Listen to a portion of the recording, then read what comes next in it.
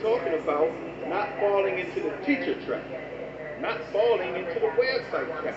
So today, what teachers can you learn from? We just told you that the Akawu tells you that we're all a great teacher at the same time.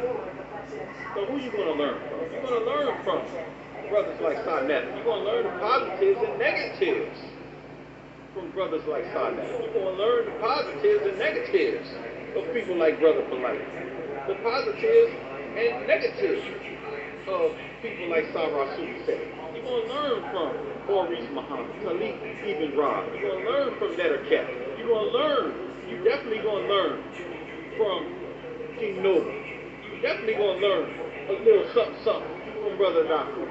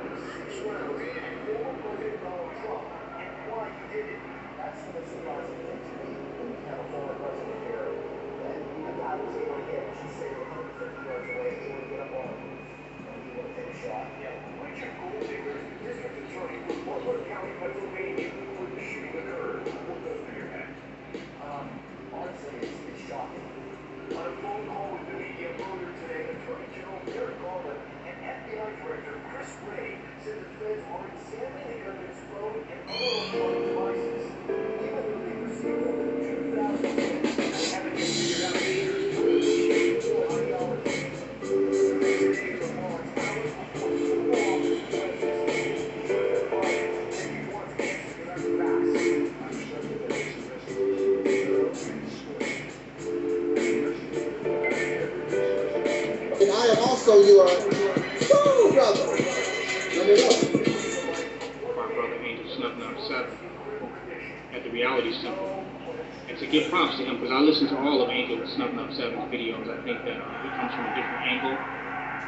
And there's a powerful message in a lot of the videos that he put out. I try to catch all of them. I look at him as a free thinker and a person that's willing to challenge those of which he don't agree with, or which he may think differently from, and I really respect him for that. He's challenged KBS. He has also challenged the Black supremacy movement as well.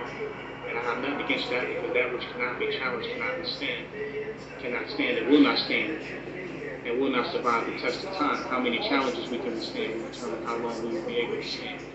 And you don't realize it. You don't realize that God has been in prison. The devil was able to imprison God. So right into this time to the old self, your God self has been in prison, and you have a false sense of self running rampant inside you. This is why you understand what I'm saying. You have to bring reality temple here on earth. Reality temple here on earth. Yes, sir. We have to realize the enemy is running rampant inside this temple. And that is Brother Talik from the Reality Temples on Earth channel. And if you get a chance to subscribe, please do subscribe to his channel. He's a good brother. You know, he's doing good work, and he wants to do good constructive things. He has good information to provide. So please do check out his channel if you get a chance.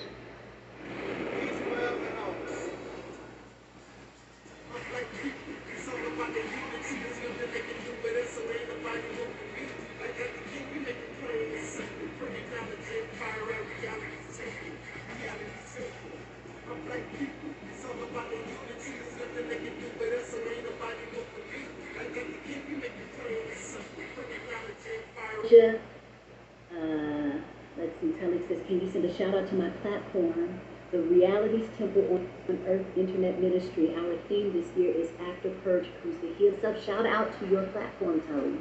All the best to you guys with continuing to stretch in perspective, to stretch in what is possible, and to continue to bring healing into the space of yourself and others. Yes. Good evening, soul brothers and sisters. This is Tangi Cox, the Black Sheep, And I am propositioning you to entertain just a little while of being in reality. And this is gonna hurt soul sisters and brothers because a lot of us cannot accept reality. I empower you to, for 1 year, to subscribe to the reality temple on earth. And at the end of 12 months, draw your conclusion of what have you learned in that amount of time. I empower you. You will never, ever, ever think, feel, or entertain nonsense ever again, period. I would like to see my soul sisters and brothers awaken. This requires time. You need to spend about a year watching, researching, and looking. Reality Temple on Earth is life-changing, and I stand on that.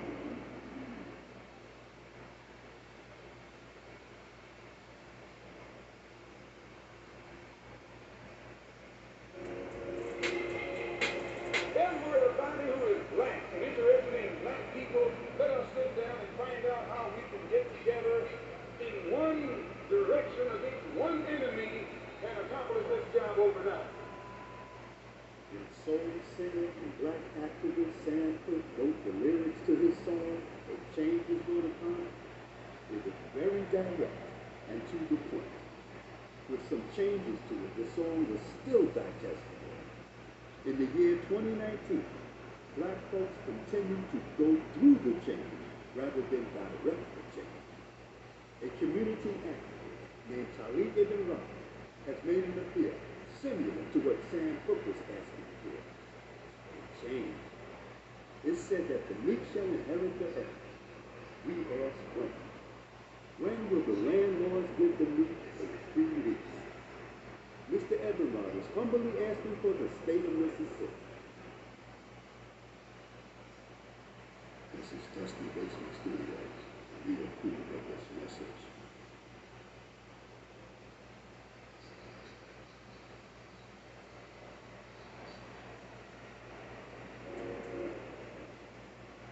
The Mississippi campaign represents everything that you claim that you want. The beginning of an all-black independent nation, the ability to control your own resources, your politics, the law, be able to do your own thing for a change, create an economy, create and produce goods that Africa or anybody on the planet would want. You think you don't want to do nothing. 3 hours talking about the Mississippi campaign.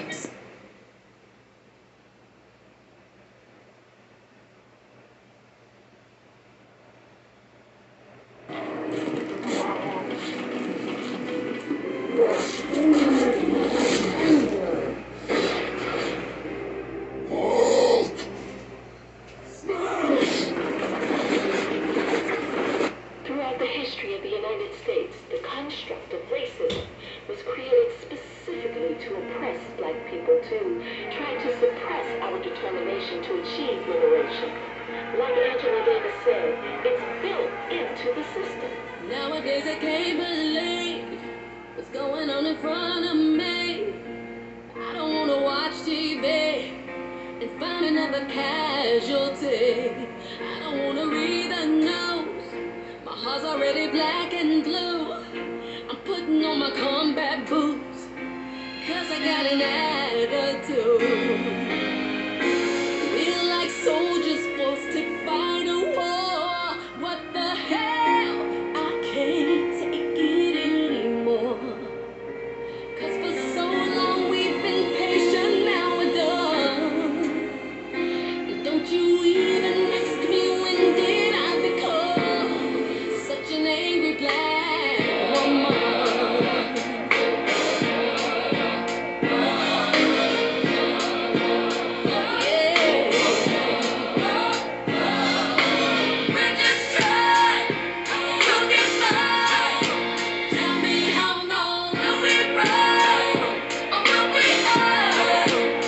and young ones, hands in the air, we keep praying for a miracle. Cause every day is a struggle. But as long as my brothers and my sisters are in trouble, goddamn, I'm a ABW. We can't successfully put an end to racial discrimination until we change the entire system. We've been trying to keep the peace 50 years since Martin King. Some don't like me for who I am, but I love my melanin. Another future college grad sleeping in a body bag. Mother screaming out her lungs, she never gonna see her son. We're like soldiers forced to fight a war. What the hell? I can't take it anymore. Cause for so long we've been patient, now we're done. And don't you even ask me when did I become such an angry black woman.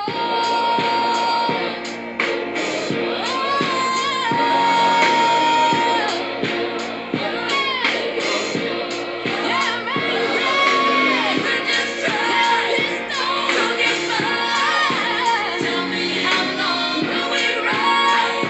Or will we hide? 'Cause we're losing young ones. Hands in the air, we keep praying for a miracle. 'Cause every day is a struggle. But as long as my brothers and my sisters are in trouble, you're damn right I'm a ABW.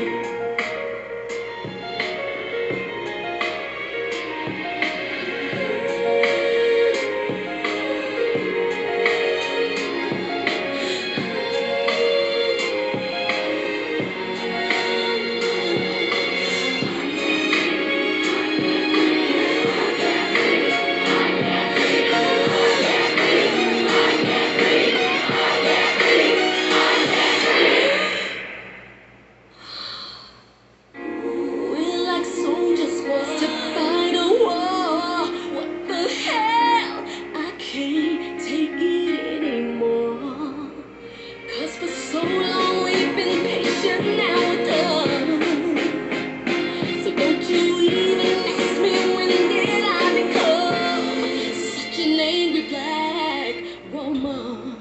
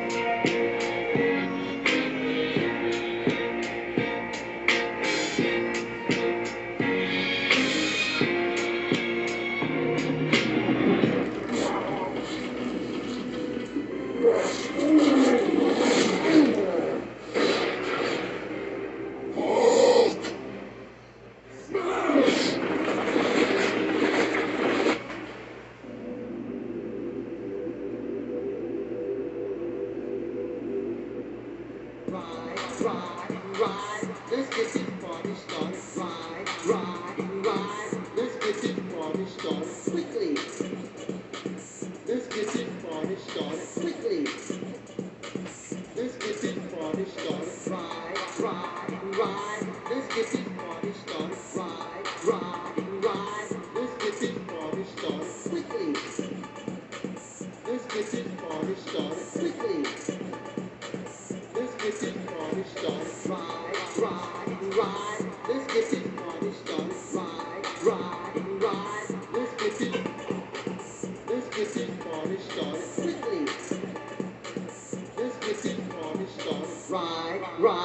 ride. Let's get this party started. Ride, ride, ride. Let's get this party started quickly.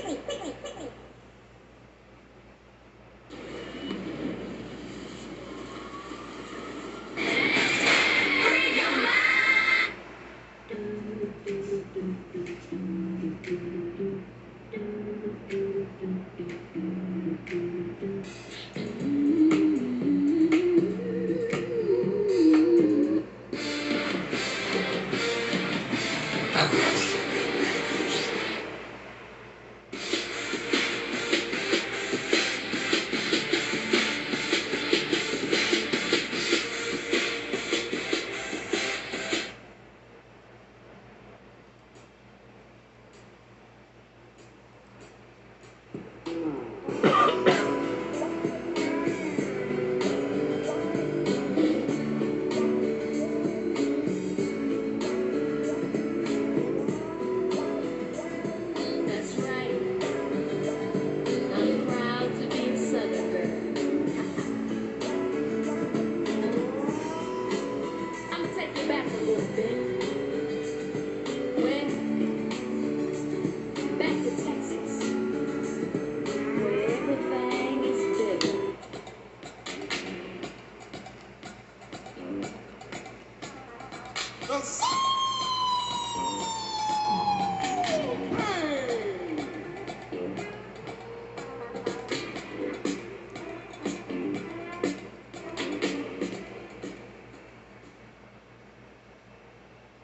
Prejudice. Wrote a song about it. Like to hear it? Here it go. Free your mind.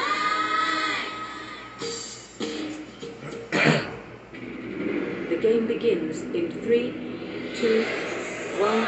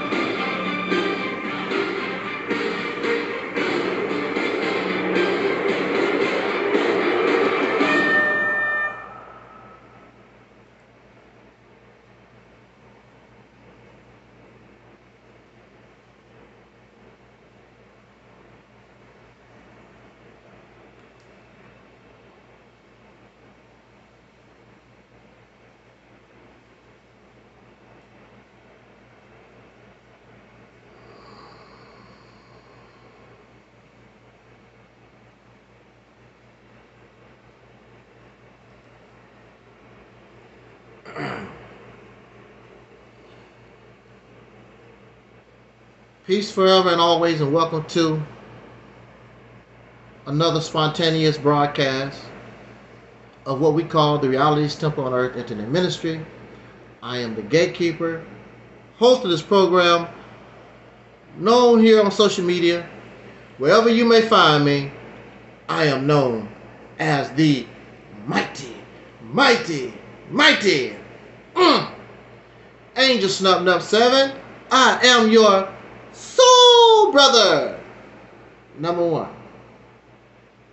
We are simulcasting on Realities Temple on Earth Internet Ministry YouTube channel. We are also simulcasting on Angelsnupnup7 YouTube channel, as well as Realities Temple on Earth Internet Ministry Facebook page. I thank you so much for joining us this Sunday evening. It has been a very interesting weekend, as many of you know. So this is one of our broadcasts where I really don't feel like talking, but I want to talk. And usually once I get started, those of you who come to the platform, you know I start getting into the groove of things as we get into our subject matter. This has been a very interesting weekend. This is Sunday. As many of you might know by now, the former president, Donald Trump, it seems as though there was an assassination attempt Saturday at a rally in Pennsylvania.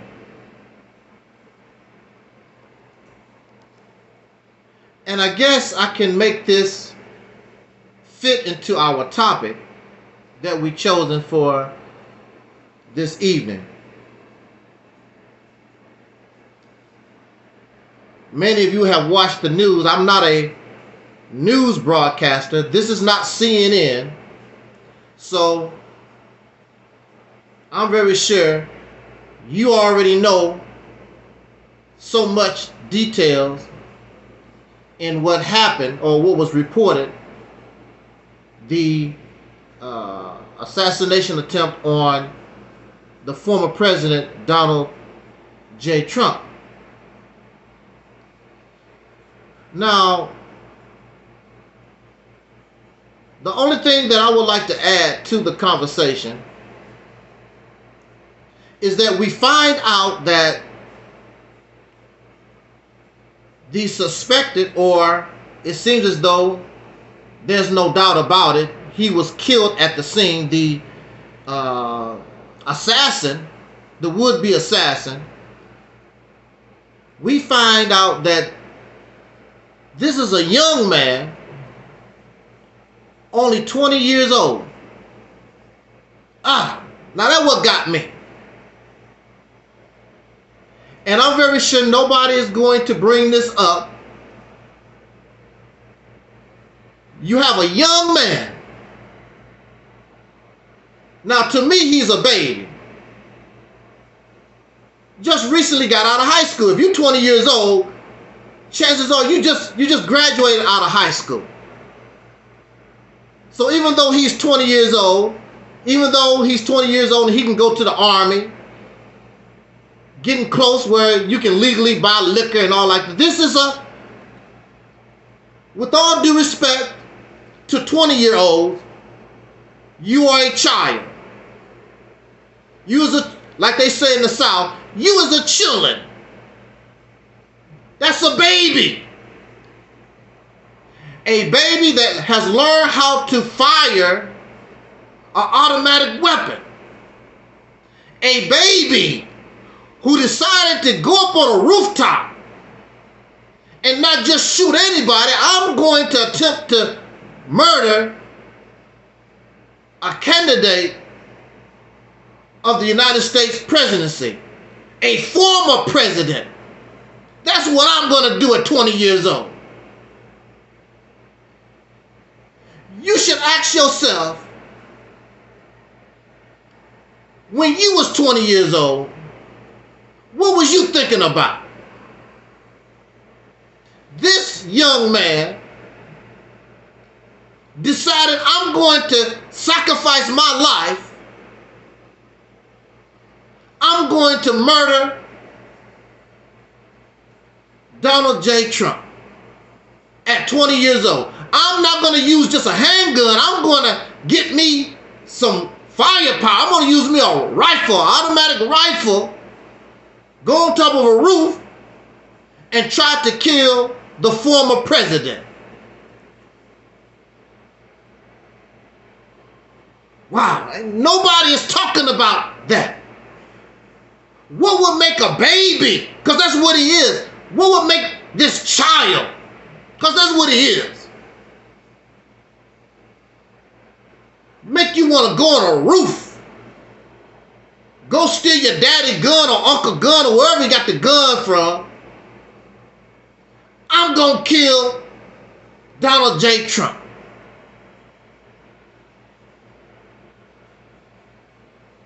Wow. I can relate.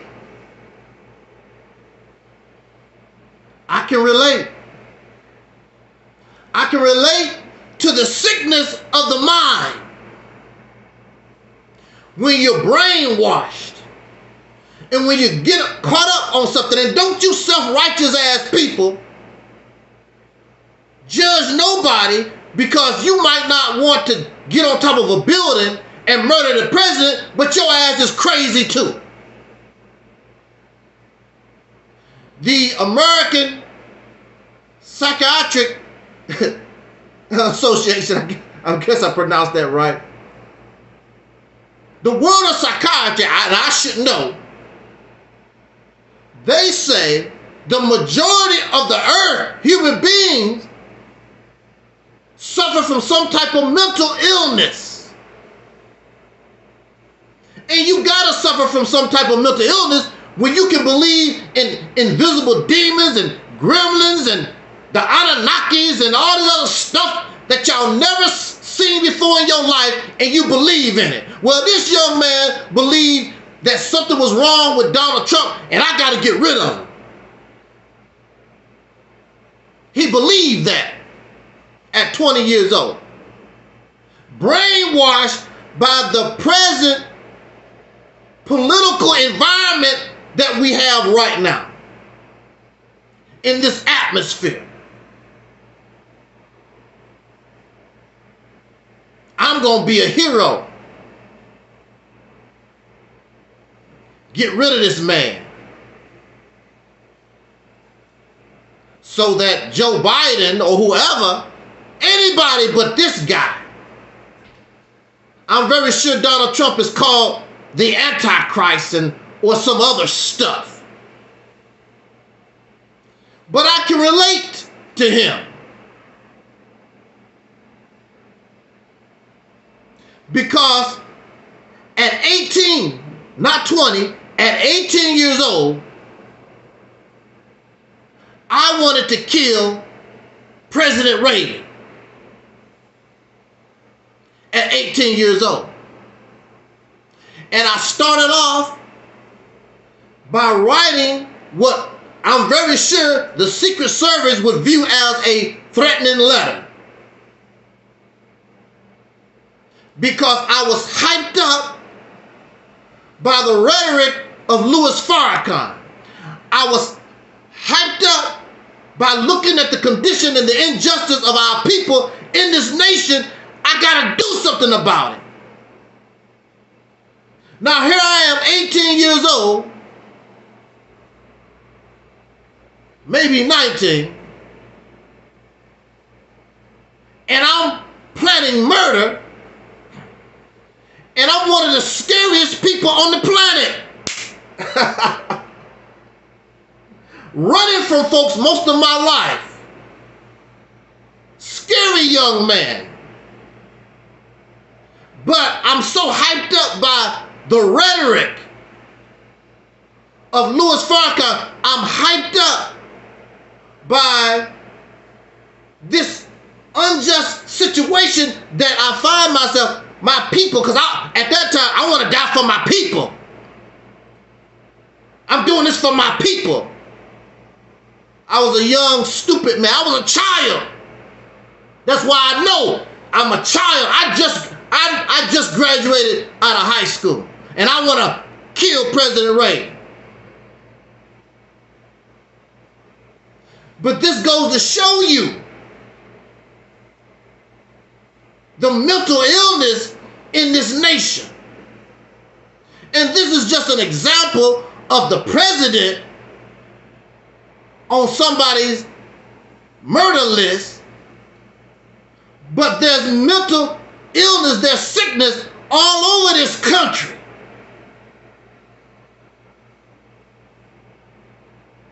And you don't have to murder the president. But we are mentally ill in all kinds of ways. That's why there's severe family dysfunction in America. Your own biological family, y'all can't get along no more. I just recently visited family members that I really have not interacted with for years, and they were shocked that I would knock on their door. That's how long. Who are you? They don't remember. Once the patriarchs, the older people, once the patriarchs and the matriarchs of families, it seems as though you fall apart. No more family reunions. You don't call so and such. You don't stay in touch with so and so. They start falling apart. At one time, especially in the black community, family was key. But now we suffer these dysfunctions, these mental illnesses. Not to say that it has not always been there, but instead of getting better, we become worse.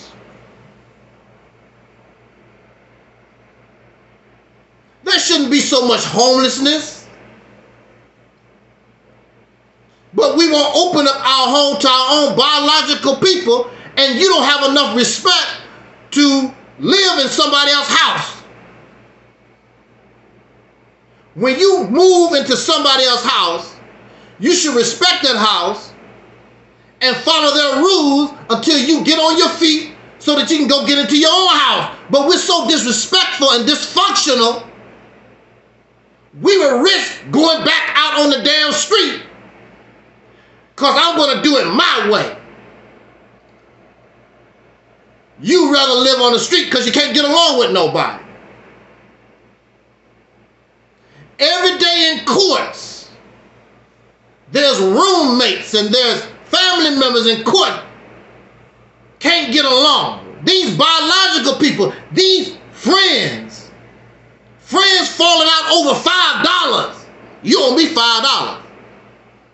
Been friends for 30 years and destroyed the friendship over $5 or 500 or whatever. You've been friends for 30 years.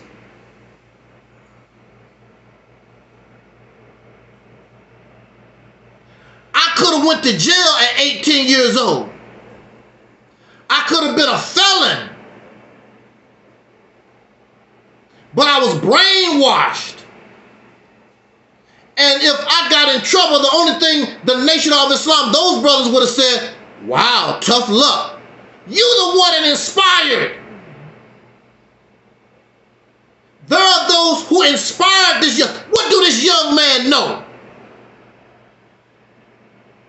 Listening to these adults putting all this poison into the atmosphere.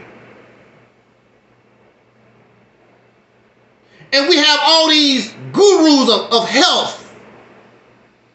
If you listen to them, you couldn't eat nothing. Everything is poison.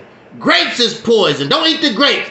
Don't eat the peanuts. Don't eat the what. Listen to these folks. There's nothing that you can eat. All these gurus and know-it-all physical folks. And a lot of them are young people. When you're young, you ain't supposed to be sick like that anyway. How do we know your fantastical diet is working when you shouldn't be sick as a younger person any damn way? They teaching this. You just came out your mother's womb. How do you even know that stuff works? What do you know? But we are influenced by this stuff. And we don't think about what's going on into the mind. We think about what goes into the body. I'm a vegan. I don't eat this. I don't eat McDonald's. I don't eat Burger King. But you're filling your mind with processed mental food. So what's the damn difference? You are feeding your mind with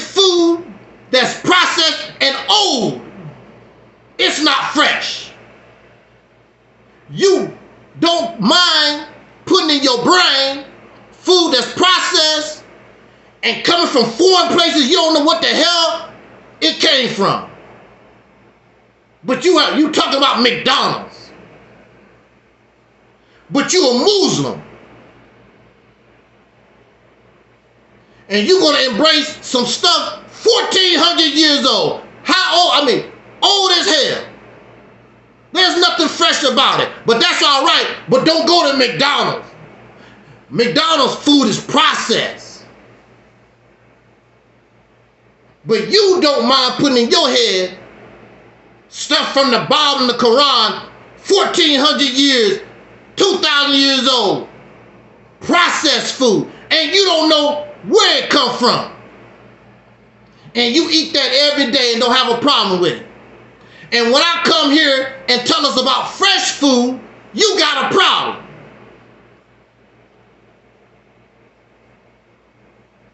Because you brainwashed. You're brainwashed just like that young man that decided to go on a rooftop to try to kill a former president of the United States. You just as sick. So nobody can judge him. Because you sick also. You're just sick in a different way. You're mentally ill in a different kind of way. He's a baby. Influenced in this environment of poison. And you can't escape the poison. You go to the left, you go to the right, you go to the east, west, wherever you go, we surrounded in this cesspool of death. That's why in the scriptures it talks about that we walk in the valley of the shadow of death.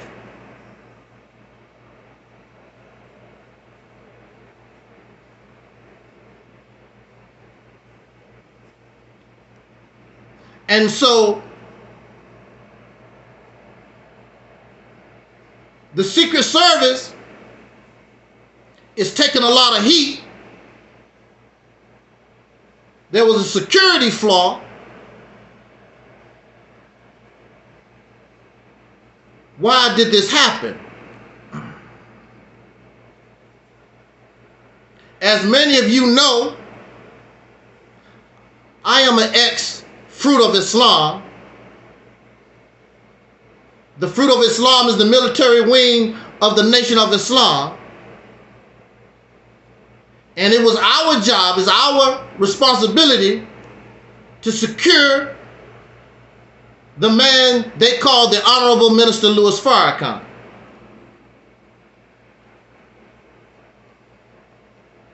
And I know there are those who will and want to judge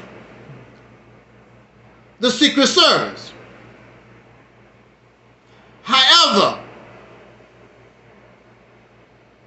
nobody is perfect. I don't care who you think you are or what you do. Nobody is perfect. And I don't care how you plan. It does not mean it will go the way that you want it to go.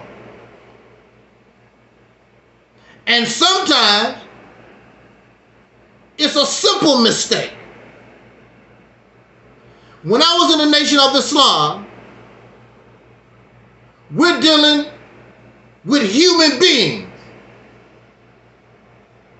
Many of those brothers work jobs 60, 70 hours a week or 40, whatever it is.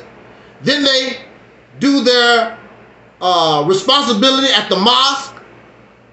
Then they have to go, if Farrakhan comes into town, they have to go and we have to secure that meeting. Some brothers come from states they've driven hours and hours. The people, men, are tired. And if you go into security, there's going to be lax, because if the majority of the time there's nothing going on, you start getting lax. Ain't nothing going to happen. And chances are when you get lax, that's when something might happen. When you get lax. So we have the Secret Service, and Unfortunately, they didn't cover something. Nobody is perfect. And then we're looking for guns. There's a lot of other kinds of weapons that you can get into a rally. They haven't faced that type of thing yet. What about a blow dart? What about these martial arts weapons? There's all kinds of things if people really want to. And are you prepared for that? You cannot be prepared for everything. That's why, even though Muhammad Ali, even at his prime, even though Muhammad Ali was good, one of the best boxers in the world, he still got hit. Nobody is perfect. He still got hit. Because you can't cover everything. You can't think of everything. Where there's a will, there's a way. Like this cyber crime. You try to protect yourself one way, the cyber criminals, there's always a weak spot. Where there's a will, there's a way. Oh, you can't escape Alcatraz. Remember Alcatraz? The island prison? I believe these folks escaped Alcatraz 2 times. Well, I don't have nothing to lose. When you don't have nothing to lose, you sit around 24 hours a day. How the hell can I get out of here? Where there's a will, there's a way. But we like to blame folks for their imperfection to make ourselves, that was me. Or we want to condemn people for their imperfection. Mistake was made. And we learn by our mistakes. But there's nobody that can cover everything. I mean, look at Gaza. Hamas is a little tiny group of folks. And Israel, with all their bombs, they still chasing these people almost a year. You can't, with all these bombs dropping and tanks, all this stuff that Israel have thrown, why haven't they got rid of Hamas? Why are they still chasing Hamas? 8 months. Russia's still messing with Ukraine. See, in your mind, oh, Hamas ain't nothing. We'll throw all these bombs. We'll destroy them like it's not about nothing. Oh, Ukraine, ain't nothing. Russia, Mr. Big Shot, we just go in there, knock off Ukraine real quick. Ukraine war still going on. They still chasing Hamas. Because the plan or how you was thinking didn't go the way you believe. Russia has lost a lot.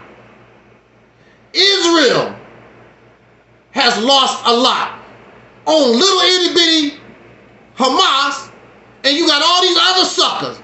Because see, those who are around Israel, they understand that the more Israel goes after Hamas, the weaker they are. More of opportunity, we can go in and do our thing.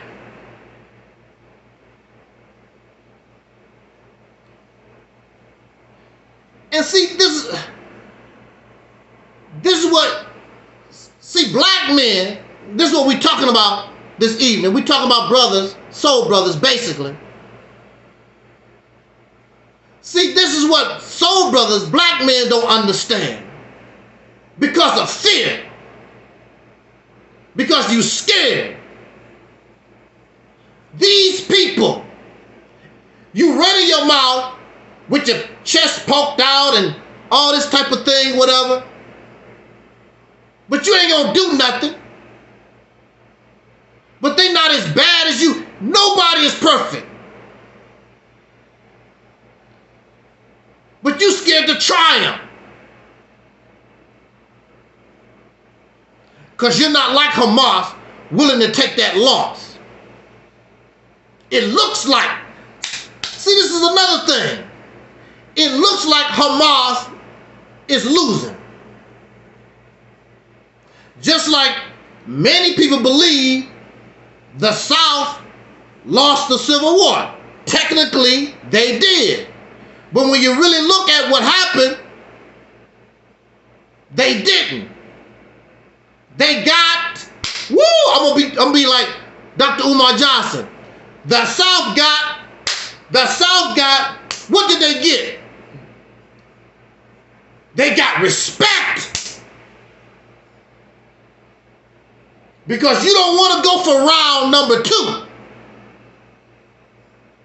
And so basically, after the Civil War, everything the South wanted, the North gave them. Because they didn't want to go through another Civil War. Start that stuff all over again. The South lost the Civil War, but really they didn't. Because they gained respect. And they gained power. If you don't have respect, you don't have no damn power. They don't respect black people in this country. They don't respect black men in this country. Because you have not earned respect. Thousands of Southern men died on the battlefield to earn the respect of the South. You're not willing to die on the battlefield. The only thing on your mind is some woman's vagina. Parental discretion is advised. I might mess around and get a little too nasty for the children. So parental discretion is advised. That's our topic tonight.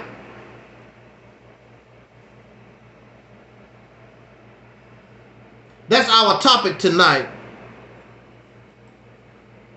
Is this black man, this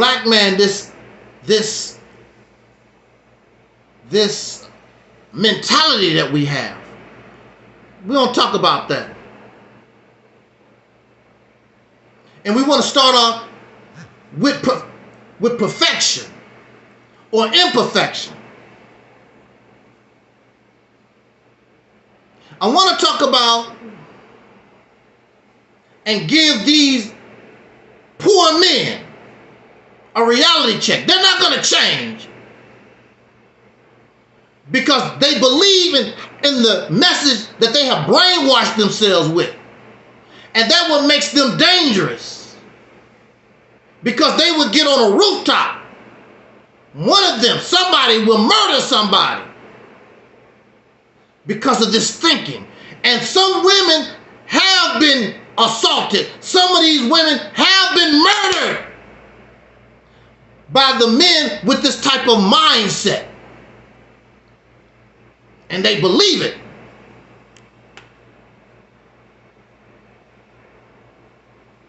They have a false sense of perfection. They have a false sense of this self-righteous behavior. They blame the world's problem on women. They blame their problems on women.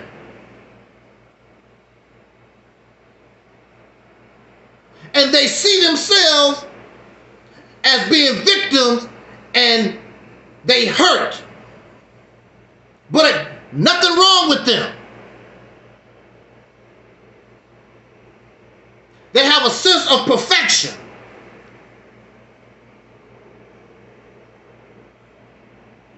So I want to be perfect too. So I decided to go into these groups where these men praise people like Jason Black, the Black Authority. They praise Tommy Sotomayor. They praise the late Kevin Samuels. These are their heroes. And they feel perfect because they have done their, just like the Pan-Africans, they have the information. They've done their research. But they only done their research just enough, just like religious people. They research and get their information just enough to support their belief. Just like this young man that decided to try to murder Donald J. Trump. He believed in the rhetoric. He believed in the research. He believed in the information that he was fed. Just like these people. There's nothing wrong with me. It's always somebody else's fault. Ain't nothing wrong with me. Which could be true. But when you talk about a gender that you don't know, then you're putting yourself out in the water because you don't know. Trying to put everybody into these stereotypical buckets. No, you don't know. And you want praise and you want honor that you don't earn. Like we were saying, the men in the South, they died by the thousands to gain the respect of their brothers in the North. And they are still respected till this day. You have done nothing to earn any respect. You live off the blood, sweat, and tears of our ancestors from 50, 60 years ago. You have not added nothing to the plate. But you want what's on the plate. You have not died for the cause.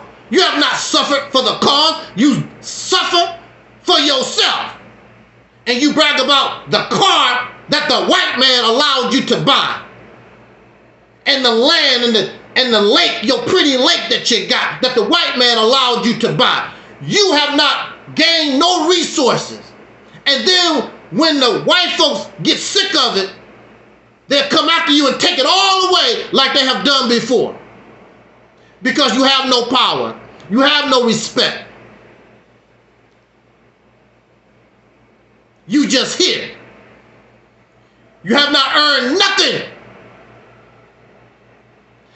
So instead of challenging the men in power, like the people in the South, like the men in the South, they challenge the federal government.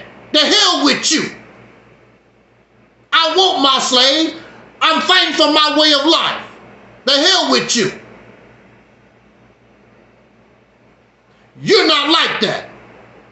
You're a crumb snatcher. Whatever little crumb they give you, there you go. You're willing to take. You're a crumb snatcher. You're not willing to die on the battlefield to gain respect or nothing. And so since you're a coward, instead of challenging men in power, you go after your own woman. See, this whole conversation is embarrassing. It's really embarrassing. This is embarrassing. So I go into these groups, and on my page, clearly, I am who I am. Go to the page. I am his divine masculine soul brother #1, Talik Ibn Ra. That's what the page said. But when I set up the page, I set it up as a her, as a female, because I know these bums ready to go to war with a woman. When they find out, woo! When they find out I'm a man, you ought to see their reaction. They back off because that's how abusers are. These woman beaters, they'll beat up on a woman. And I don't care how small the man is, I don't care how little, they won't mess with another man. That's how many of these women abusers are. He's a man. You ought to see how they run like roaches. He's a man, y'all. He's a man. That's a guy. Pitiful. I want to say before I continue, and I want to make this perfectly clear.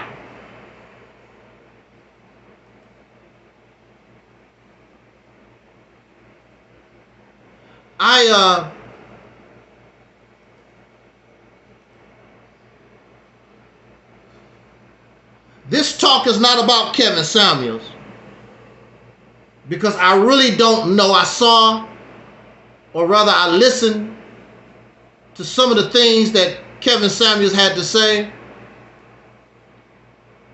He was always dressed up in a suit. I never saw him disrespectful. I mean, he just made his case. Whether you like what he have to say or not, he just made his case. And that's the genre where he decided he could do his thing. I don't see him, he's not like Tommy Sotomayor. He's not like Jason Black. He has a whole different type of swag. And maybe, because some people believe, excuse me, some people believe, of course, conspiracy theory, they might believe that he was murdered. But it's mighty funny, someone who was civil, he was actually making good points. And he did it civilly. I don't remember, I've never seen none of his videos where he was calling women the H word and the B word and nasty stuff. That's not necessary. If you're actually trying to help the people heal, that's not necessary. He's not trying to make himself look better, just trying to put something out there. But he's gone. May he rest in peace, brother Kevin Samuel. This is not about Kevin Samuel. This is about these pieces of trash that's in his groups that really are not following and really not listening. They're only listening to the part they can use. That's how a lot of us do. We only want to gravitate and listen to the part that we can use for our own selfish means. So in these groups, there's covert racists. There's a lot of Caucasian men. I'm like, why are these Caucasian guys? This is about romance. This is not a color thing. It is a color thing when you hear condemning black women, you piece of trash. What are you doing here? If you just want to talk about relationship, then talk about relationship. The black woman should not be coming out of your damn mouth. But it is. Because they are there as instigators to feed the sickness.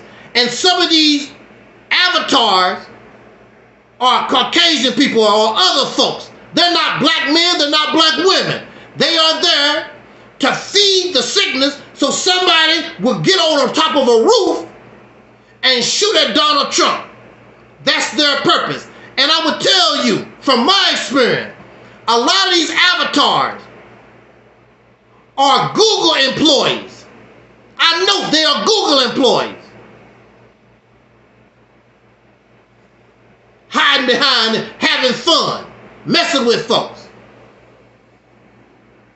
They're Google employees. And the majority of the Google employees are white or Asian, right? Here we are in a genre, here we are in a space that really don't get a lot of views. Why are they here messing with us? Why are they here? Why are they putting attention? Because one day, maybe you might come into your right state of mind. One day. But let's do all we can to keep them sick. So maybe they go on top of a roof and shoot the president.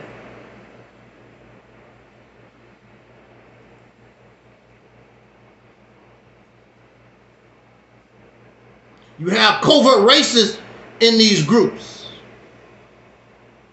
And you have religious radicals. Because the woman got to stay in her place. Because the man-made God that they made up said the man is the head of household. There's God, there's man, there's woman and children.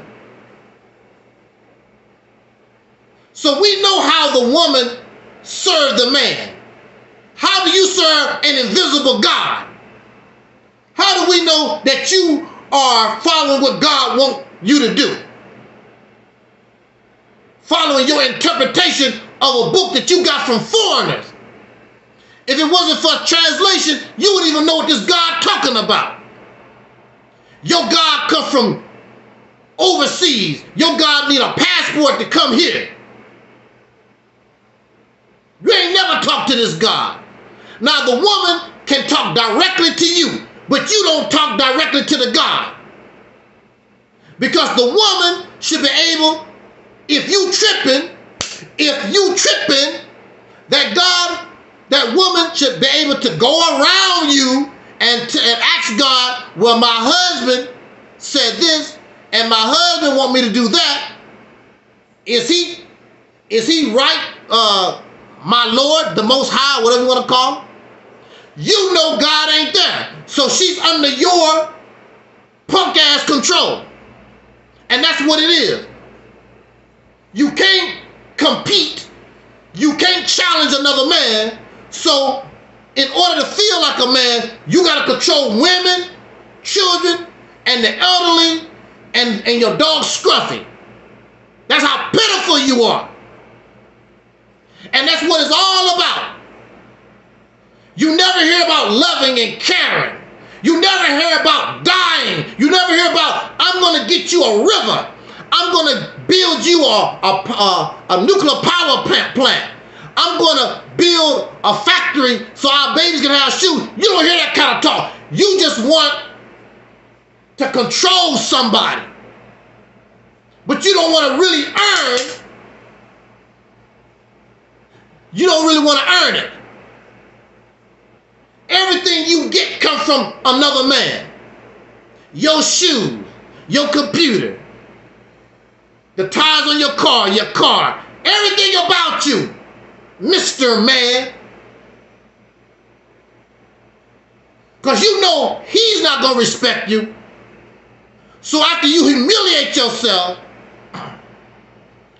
getting banged in the booty from him, then you want to come home and control this naive woman and all these children that don't produce nothing, that don't serve no purpose. You want to control them and your dog Scruffy.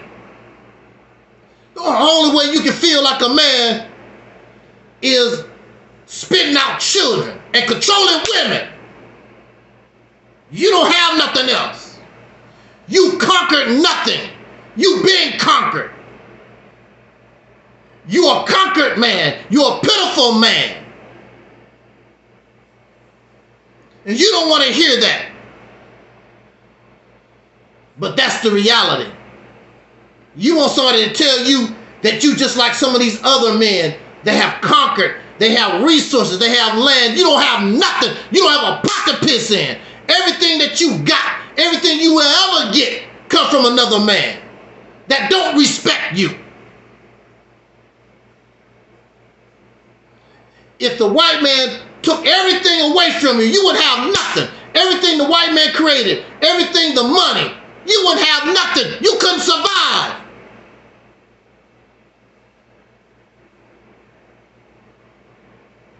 Many of these animals, if you set them loose, they can survive. Your ass won't be able to survive.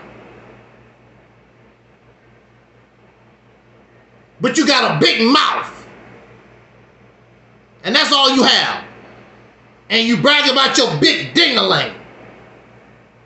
And you swing it around. That's all you got, a big ding-a-ling and a big mouth. And these other men come and instigate you because they know you silly. They know you immature.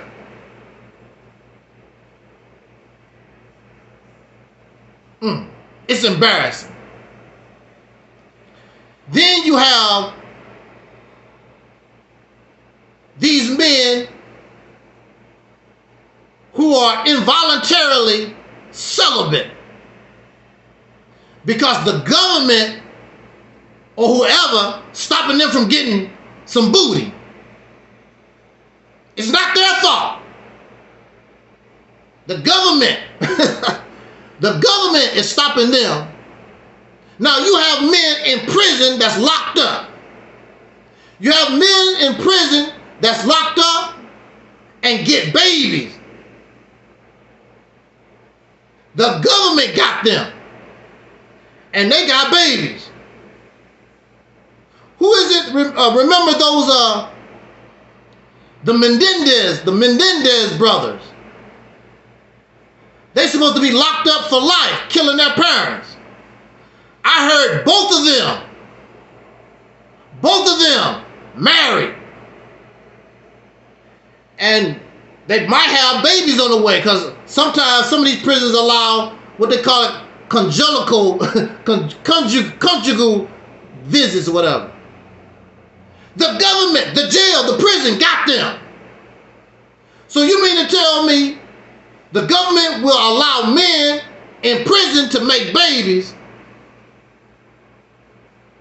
who committed horrendous crime, but the government is against you and you free, law-abiding citizen, and they won't allow you? Oh, it's so tacky. Oh, it's just involuntary. It's not my fault.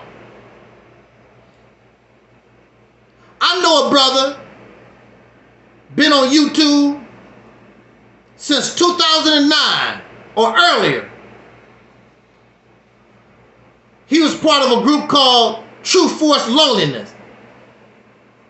And he's still doing the same. That's 2009. This 2024. He's still on YouTube saying the same stuff. And then they go out and get their research and they get the statistics.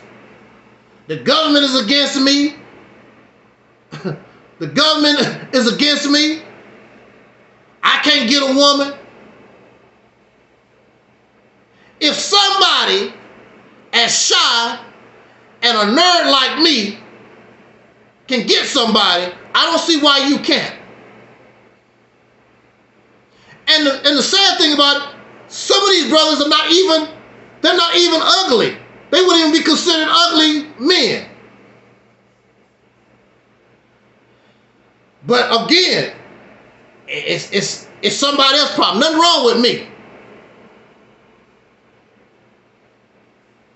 It's always somebody else's fault. Always somebody else's fault. Nothing wrong with me. Involuntarily celibate. I've never heard such a thing. And they blame the government. So again, to clarify, these are the types of trash that you find in Kevin Samuels' groups. I myself, I have not seen no evidence that he talked that kind of way. So this is not a rant about Kevin Samuels. This is a rant about the trash that comes into his groups for their own purpose, like a lot of us do. There are a lot of people that will come here and listen to Angelsnupnup7 just because of something specific they can ride on. They don't give a damn about what I have to say. The whole message, they just want this little part so they can trip off of it. And that's how a lot of these suckers do. They're not about the whole message. They're not about the reality of things. It's about their sickness. So they can go on a rooftop and shoot at the president because y'all sick as hell. I want to talk about some of their talking points. And look, this is one of the worst. Look, I want to say this. There are people, they stand on theirs. And I have to respect. And a lot of these people, they respect me because I stand on my, whatever I stand on mine. But then there are those who don't stand on nothing. What are you doing? What do you got? They don't stand on nothing. They just out here floating, whatever make them feel good. So what do you believe in? What do you float? What are you going to do? They just out here floating. They don't stand on nothing. So I would rather respect those, and I don't have to agree with your belief, but I have to respect you because you stand on something. You stand on that. There are so many who don't stand on nothing. And what's the old saying? Those who don't stand on something, they fall for anything. And what they do fall for, this way of life in this country. I know they do that because they are comfortable. I've never been comfortable living in the United States of America. I was born in Jim Crow. Ain't nothing fun about this struggle that we've been in. I never wanted to be comfortable in here. I joined Farrakhan because I thought that was a way out. But in reality, it was a way of staying in because they still here. We gonna separate from the white man. We gonna do this. We gonna do that. 40 years, ain't nothing changed. They still doing the same damn thing. I passed by my old temple yesterday.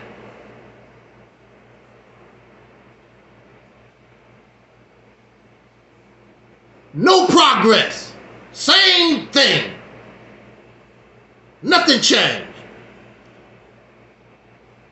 Absolutely, lunch break. Shout out to lunch break on our Angelsnupnup7 channel.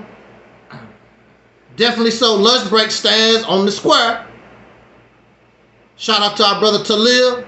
Brother Talib says, I just heard passport brothers are coming to America to snatch up. No, what is it? Bases are coming to America to snatch up soul brothers who can't afford to go there.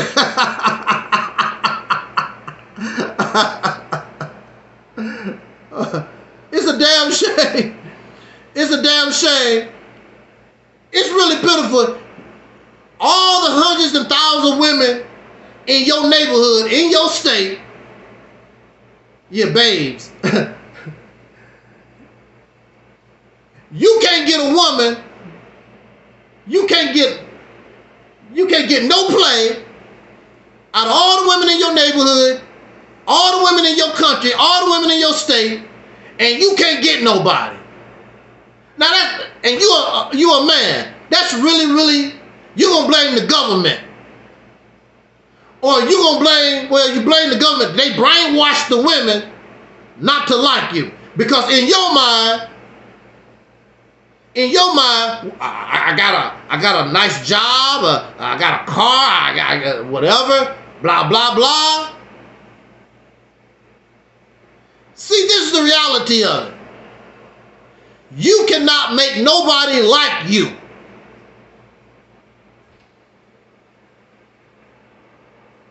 You can't make nobody like you. And how you doing there, J226?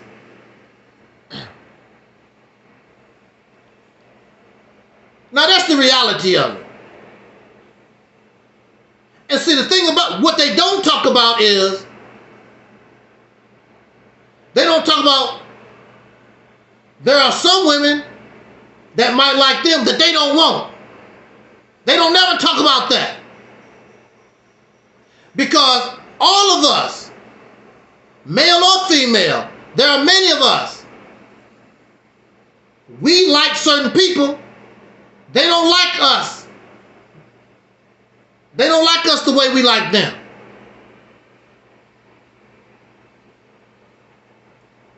But you are so arrogant and hostile. You think anybody who you like supposed to say, yeah, I sure love you. I'm glad you talked to me. That's not life. That's not realistic.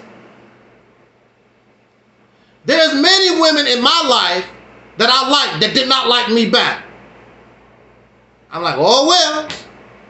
And you know something, for me, that never was a hurtful thing. What I don't like is if somebody play me.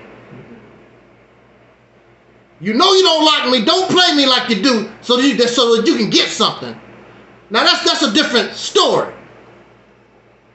But there are women, there are men that would tell you, we could be friends or whatever, I don't like you like that. Maybe 20 years from now, I might like you like that. Then you probably won't like them. We're not looking at these things realistically. And unfortunately, there are some people, you cannot make nobody like you. So maybe you are one of the ones that folks just don't like. They can't get into you. Has nothing to do with the government. We can't accept the reality of things. Because we have this traditional crowd that we want to live, this happy life. The husband, the wife, dog Scruffy, and the children. We have this fantasy world. And that's what it is, fantasy, because over 50% of the marriages in this country fail. They failed because a lot of them was not founded upon sincere love for the other. A lot of these marriages is fake.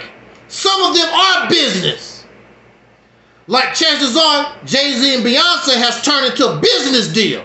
Maybe it started like, I like her, I like him. It might be a business deal now. Michael Jackson and what's her name? That Presley, Lisa Marie Presley. That was a business deal. A lot of these marriages, it's business deal. I want to look like I'm happy. I want this marriage. I want to put on this show for the public, whether you rich or you poor. I know a woman. She don't really give a damn about her husband. I just like being married. I like to say I'm a wife. There's husband. I don't like really being married. I like to say I'm a husband. A lot of this stuff is fake. A lot of it is not real. So you should be happy not to be part of it. People marry for money. People marry because a woman has a nice body. They marry for money. They marry because you can get close to En Vogue or somebody. Folks marry and do stuff. They marry for money. I'm coming from overseas. You pay me to marry you. It's all kinds of these marriages. Brother Talib said, no matter how much game you claim, these women neither don't like you or not, period. The only reason your game will take you a little far is the money is the money bag. And for a lot of women, it's about the money. It's about the money because women are put in a messed up position where men basically run everything. And don't tell me you don't understand. I'm gonna be like Dr. Umar Johnson. Don't tell me you don't understand. Because you do the same with the white man. You know that you can only talk a certain way. You got to move because you know the white man control everything. So if these women want something, they got to know how to manipulate and deal with men. Use their body or whatever they can in order to deal with men. And you do the same thing with the white man. Because they control everything. She has no choice because the men control every damn thing. Just like you and the white man. Everything you got comes from white folks. Everything she gonna get via some man. Because they run and control everything. That's the reason why. If she didn't need your ass, if we didn't need white folks, it'll be a whole different ball game. I guarantee you that. But they have to do what they have to do to survive. And we as a people done what we have to do to survive. That's what you have to do to survive. And your children know that you can't give them nothing. So you teach their children this is how you operate in the white man's world because you don't have a world, you don't have a state, you don't have a damn thing to give them. So you're going to teach them this is how you survive and get around white folks.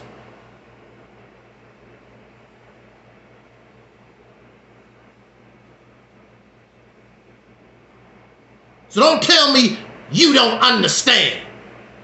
Oh, you understand because you're doing the same damn thing.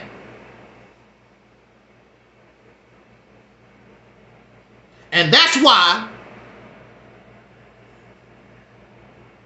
many of these women, as soon as they get an opportunity to get away from your corrupt, silly ass, they gone. And we as a people would do the same thing. But we don't have nowhere to go. So we ain't never leave. So we just sit here and tolerate.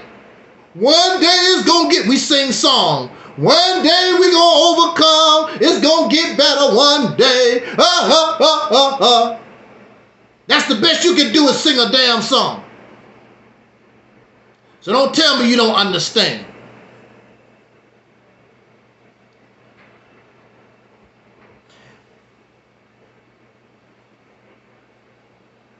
See, this is another thing.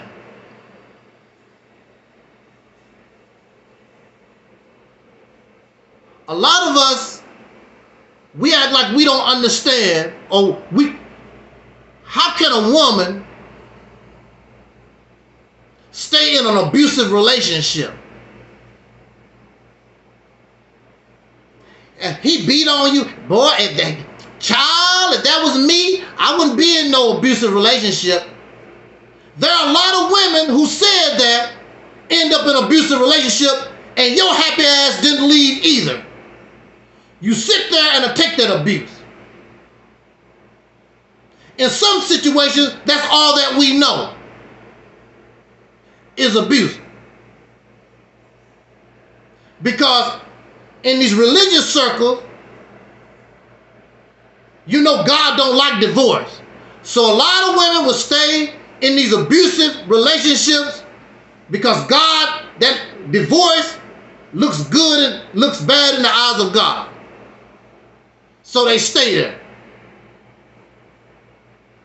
Also when you are in these abusive relationships, it's because abuse turns into abuse is love. Abuse is love.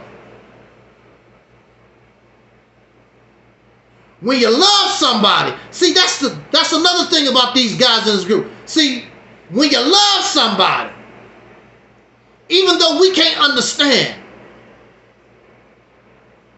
we tolerate a lot of stuff and would do a lot of things when we fall in love.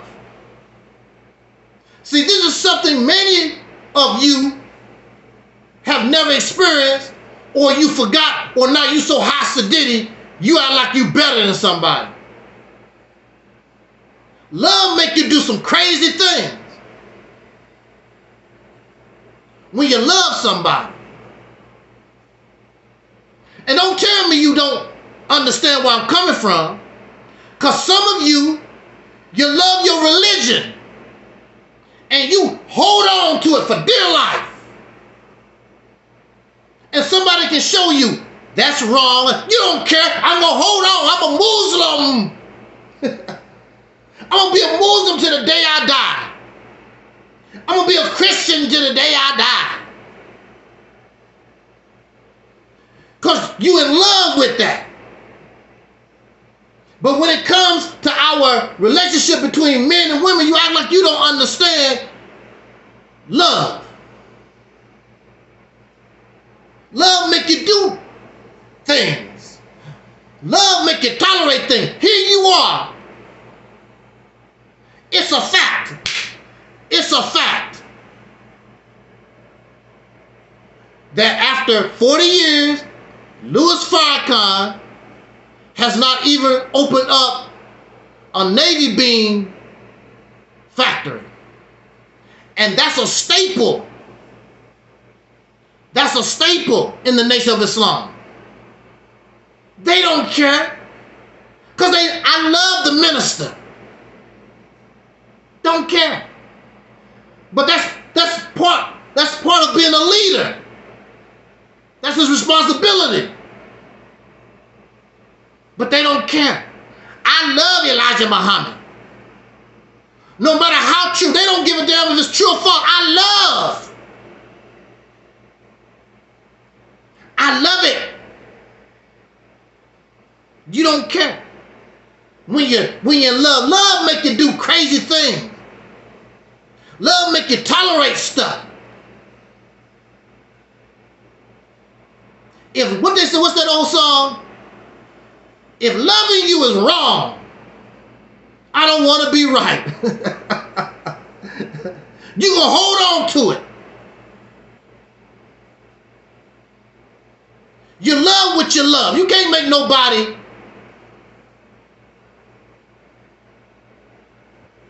dislove. Is that a word? Not love what they fall in love with. Because love.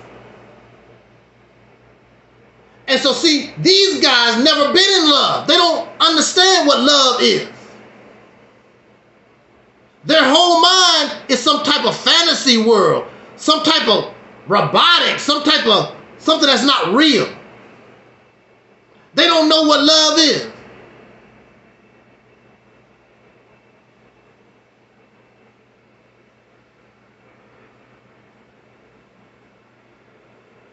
They don't know what love is.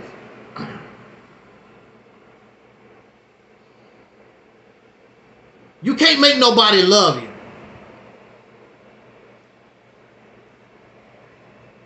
So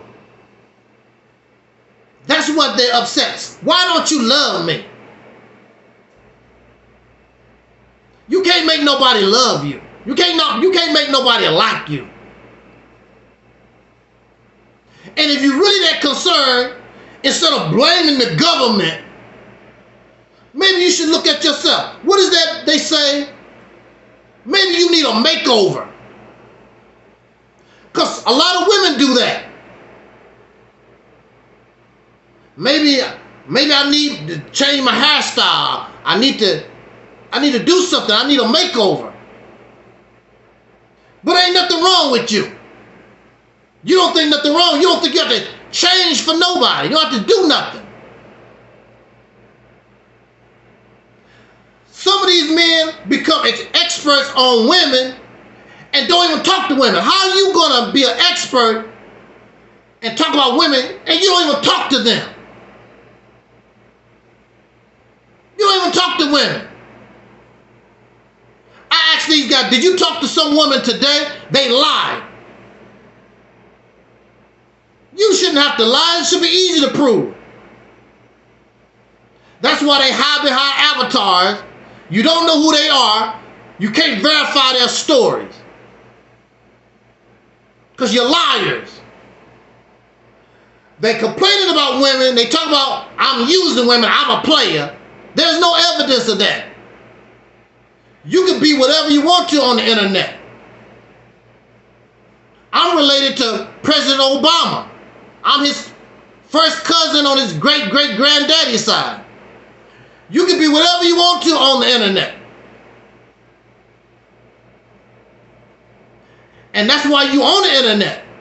And you don't want to see the people that really know you. You don't want them to see you in real life. Now the brother I'm talking about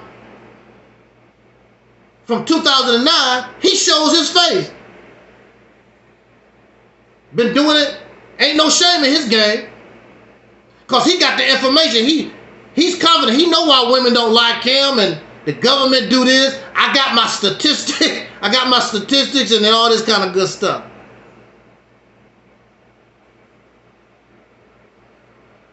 We cannot make nobody like us. You can come on here. They've been complaining about this since 2008, 9 or whatever. Nothing has changed. And the women that they talking about don't even listen to Kevin Samuels. They don't listen to Tommy Sotomayor. They don't even listen to you cats. They don't know nothing about you. I know the women in my family, the people around that I know, these women don't know nothing about that stuff. They don't care about you and your situation. They don't care. It's a few women on here see these corny videos and comment or whatever. But the mass majority that you actually talking about, they don't give a damn about you. And if you brought them, and if you brought your crazy self around them and their men, they'll whoop your ass. You come talk that stuff around these women that you hate, that you talking about, bring your ass around their men, their fathers, and their sons and whoever. Talk that stuff around them. The only way your coward ass is going to be on the internet crying and whimpering. It's so pitiful. They on here crying and whimpering because they had a bad relationship. Look, woo! Who hasn't had worse relationship than me? You saw my crap in your face. Going back and forth for almost 2 years.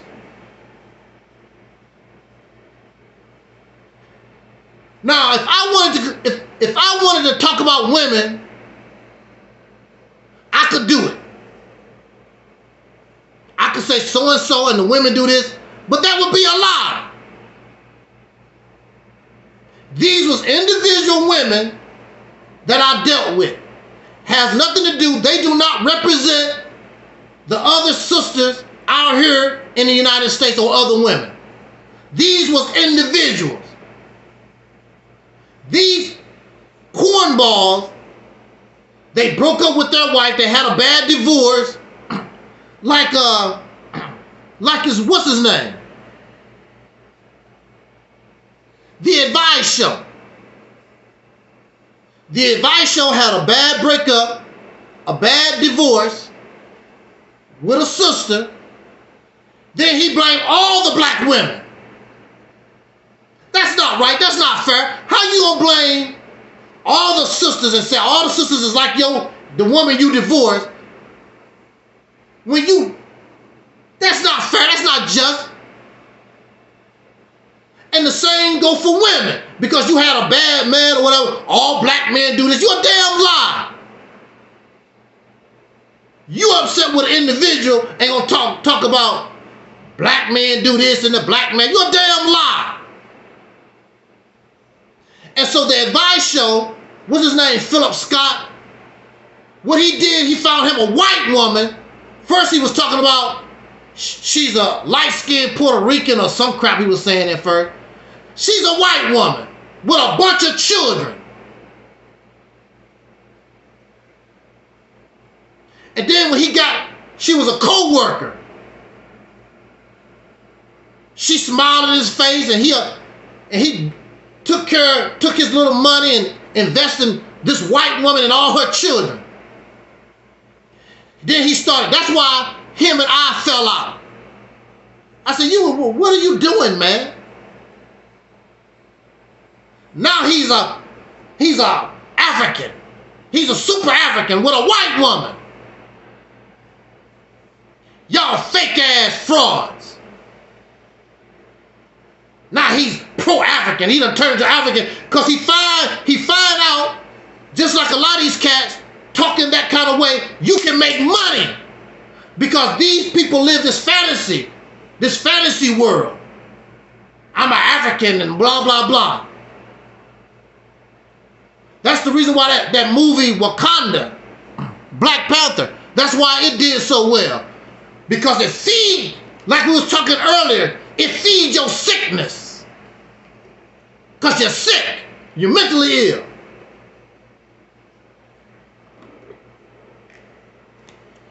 Who more in a position to talk bad about black women than me? You saw what I went through. So I could easily say, well, you know, black women do this and black women do that and blah, blah, blah. I'm not going to do that because that's not fair. Those was individuals that I was dealing with. Because I also can tell you it was black women.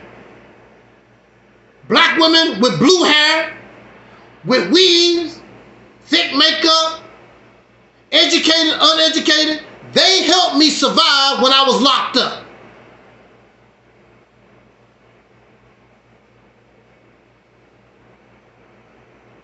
They sure did. While the black men was in competition with somebody that's locked up. They was jealous because the black women like being around me.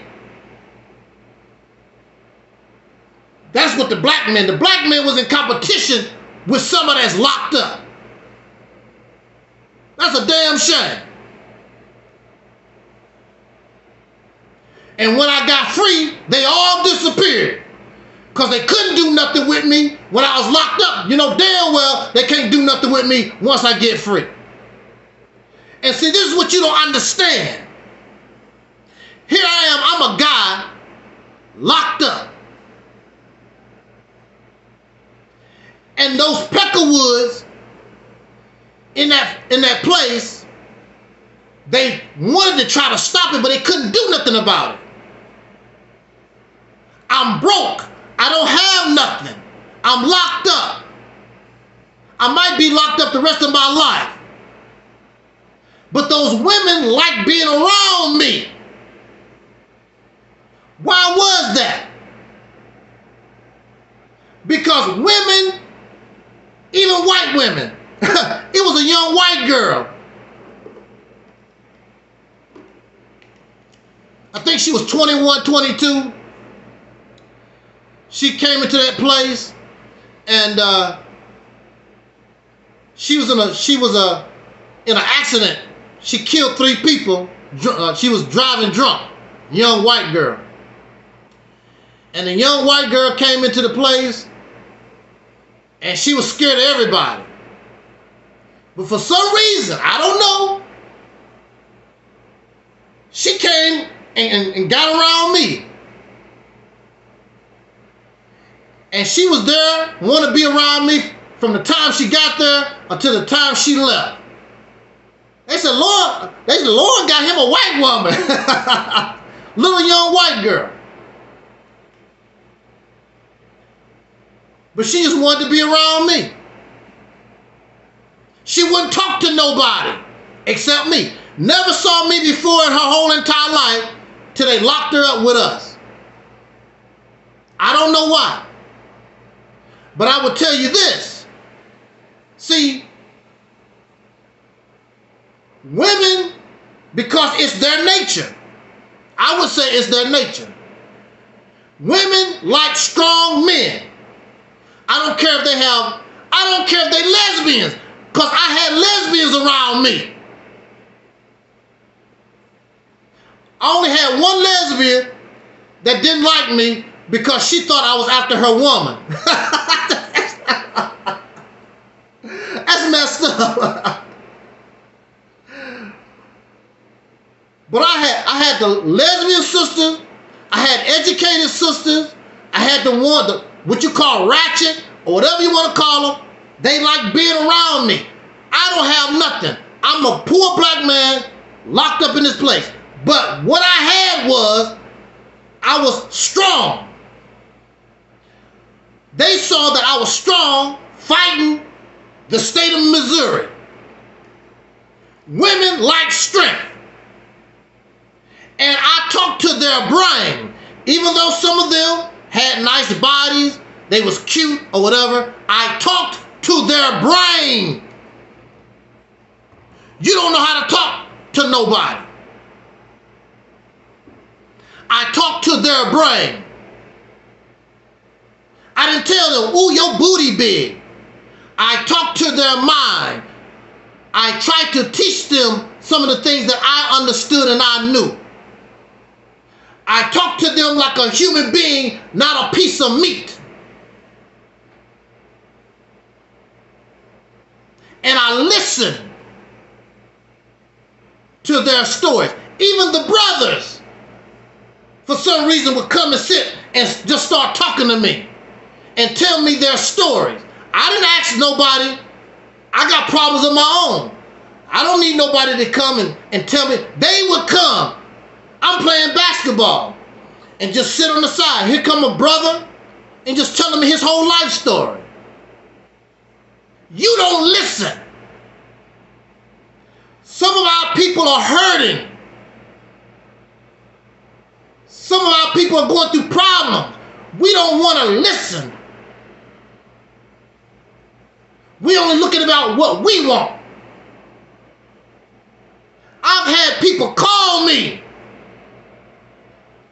and I talked to them for 6 hours, 8 hours straight. They just wanted somebody to talk to here. I heard that you was a minister. Well, I'm not a minister like that. Well, you say that you are an minister or something. You got this YouTube channel. And they just start talking. And I listened to them for 8 hours straight. You only care when you listen to these guys. It's about what I want. It's not about what I can give. What I can do for you. How I serve. They want to be served.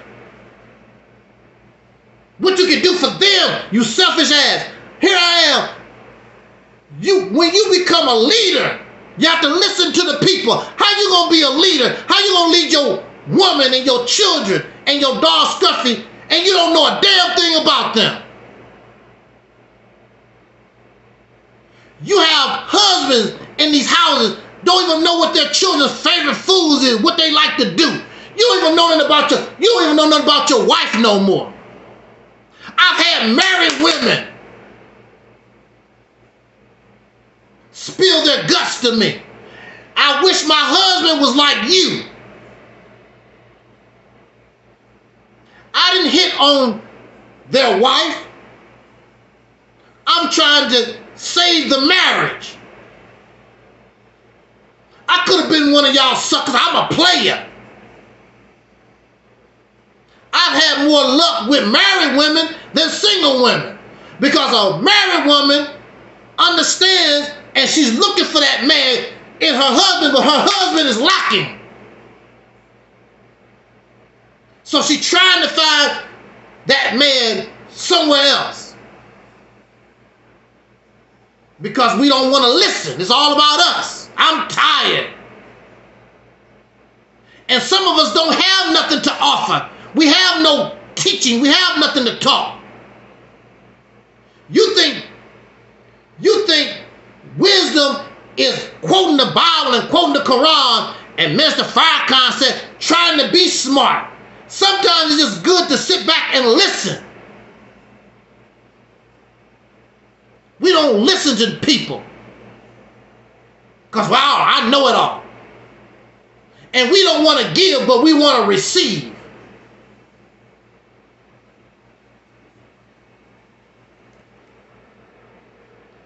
Those women cried. They shed tears when I left that place.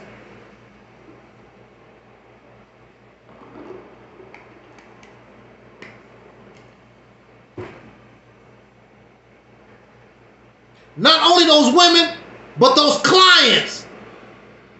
Because I showed them compassion. I showed them empathy. And I helped them. And I wasn't looking for no reward. I wasn't looking for nothing in return. The only thing you want to do is take. So when you listen to Farrakhan, it's all about taking. Smooth talking, what you gonna give me? You listen to Tariq Nasheed, what you gonna give me? Sonetta, what you gonna give me? Everybody, what you gonna give me? They nothing but takers. But you never talk about what you got to give. This is what I'm gonna give. This is what I do. You can't even listen to nobody's story. A lot of these people are hurting.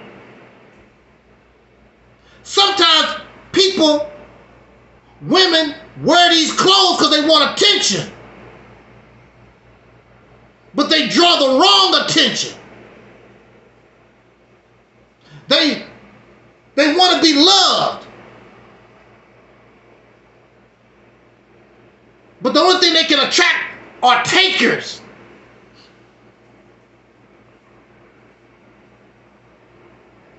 We want to talk about some of these talking points and get out of here.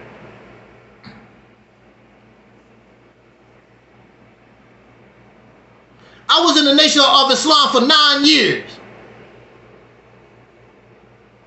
Didn't get nothing. Not even an ink pen. Nothing but takers.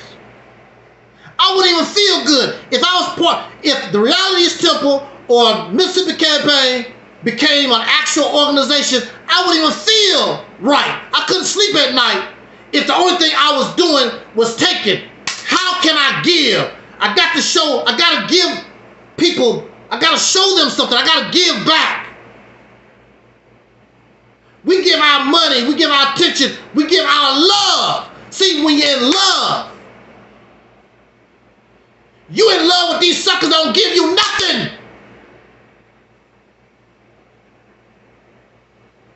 Except talk.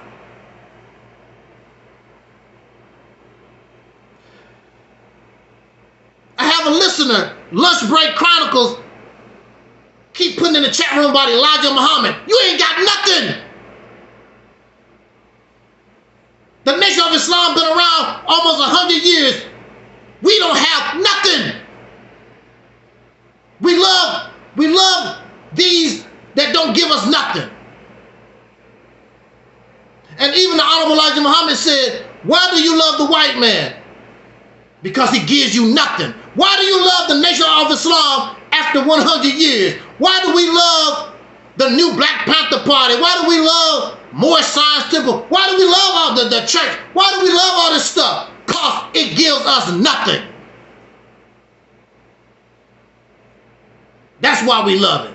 And you in love with the abuser. Because an abuser don't give you nothing. The abuser only takes.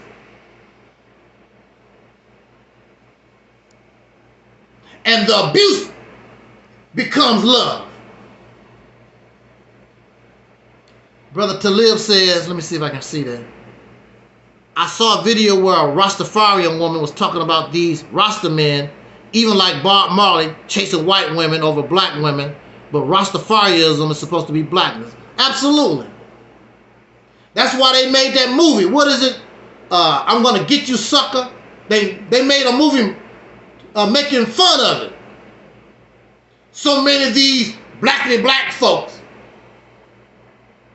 messing around with Caucasian women. Which is, if that's what floats your boat, cool. But it is impossible.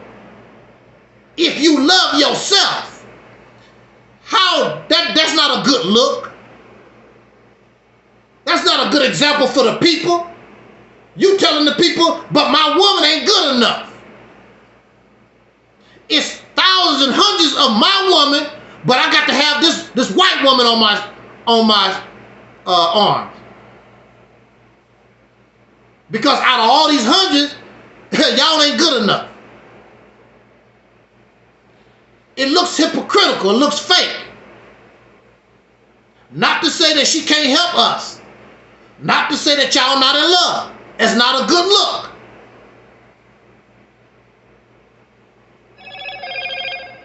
And so they make movies about it, making mockery of it.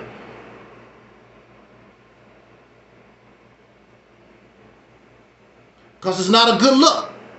How? If I'm a dog lover, but you always see me, but I'm a dog lover, but the only animal you see in my house is a cat. How does that look? I just love dogs. I'm a dog lover. Lassie, Rin Tin Tin. The only animal you see in my house is a cat. What does that say? If you're a dog lover, how come the only thing we see in your house is a cat? That's what it looks like. You so pro-black and the black and the black and the African, and most of these pro-black and the black folk, a lot of them have biracial children. They're not going to tell you about that. And they mess with a lot of white women in their past. I was on a telephone call, and they was talking about the white women they mess with. Now all of a sudden, they so blackity black and pro-black and black. I've never romanced a Caucasian person, male or female. Never. I have no biracial secret children nowhere. These people have slept with Caucasian. They have biracial children.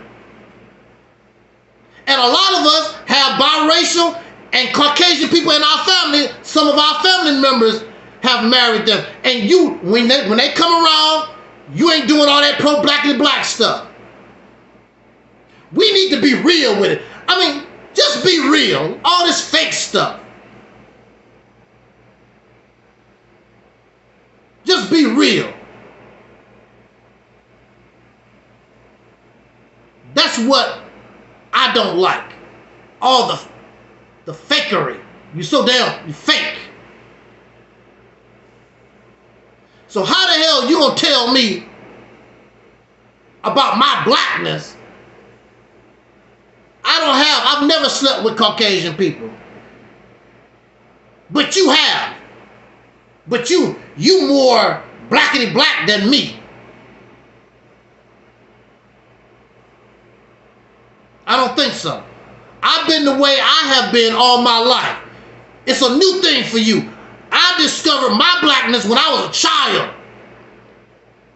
I was like Michael Evans. Except my show didn't get canceled. Because as you know, in good time, Michael Evans let all that, they stopped writing all that stuff. He stopped talking all that blackity black stuff. I've always been this way. Ever since I was little.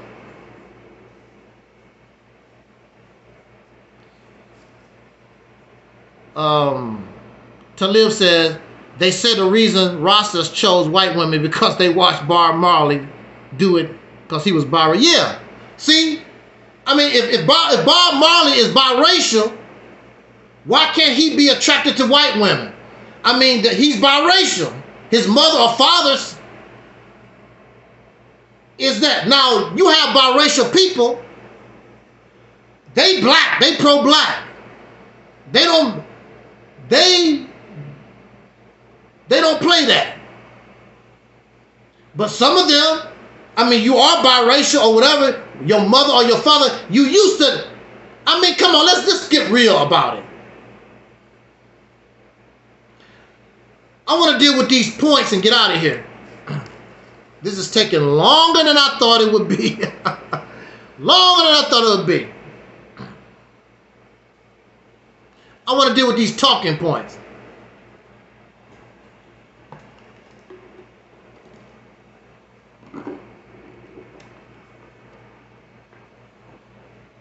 One of their talking points is women can't control access to sex. Men control access to marriage. What is control? Control is when you dominate. Like white folks control this nation. That's control. They don't give a damn about what you have to say. They don't give a damn about what nobody else has to say. They control this nation. Now they might be losing control in a little while, but they control this nation. If you control your car,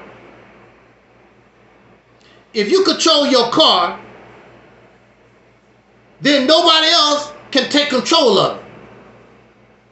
But if somebody else can grab the wheel and force you to go where you don't want to go, then that's out of control. I guess that's a decent, simple example.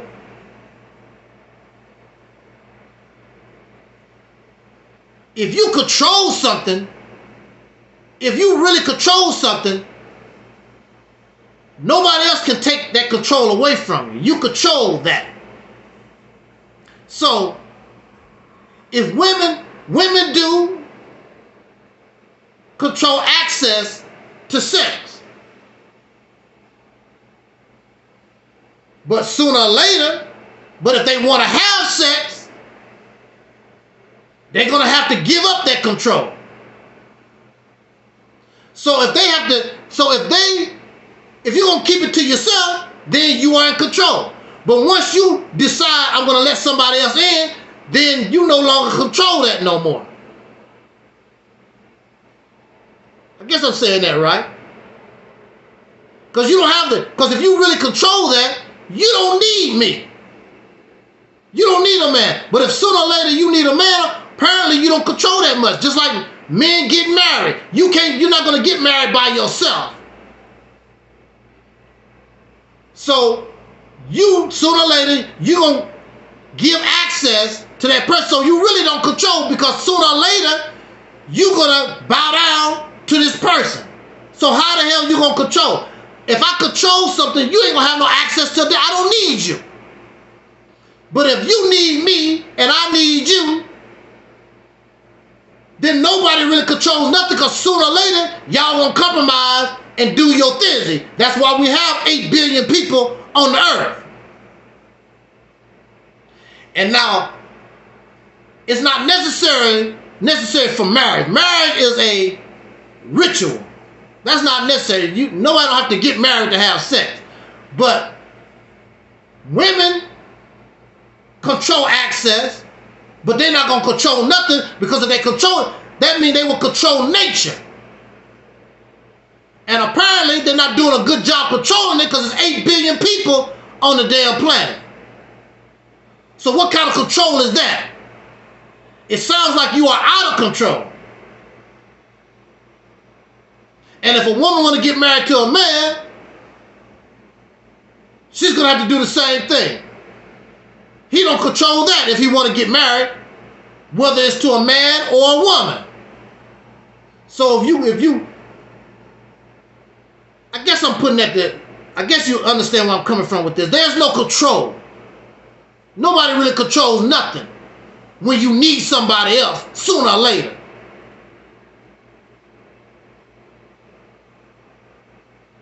Like the Arabs. They control the oil, which they do. But it's useless unless they can sell it to somebody else. Yeah, they control the oil, but what if nobody want to buy it? So what? You control it. And then when you open up the door for other people to come in because you want to sell it, then it comes out of your control.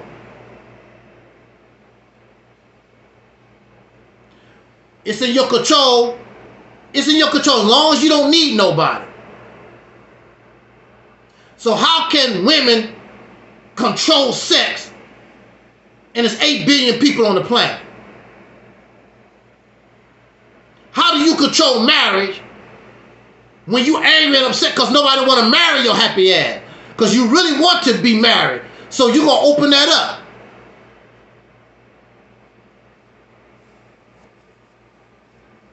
So how do anybody control anything when sooner or later you're going to give access, you're going to give control to somebody else? So how do you have an exclusive? That's what it is. You don't exclusively, nobody exclusively control those things. Because they're going to sooner or later, they're going to open up and allow somebody else to come in.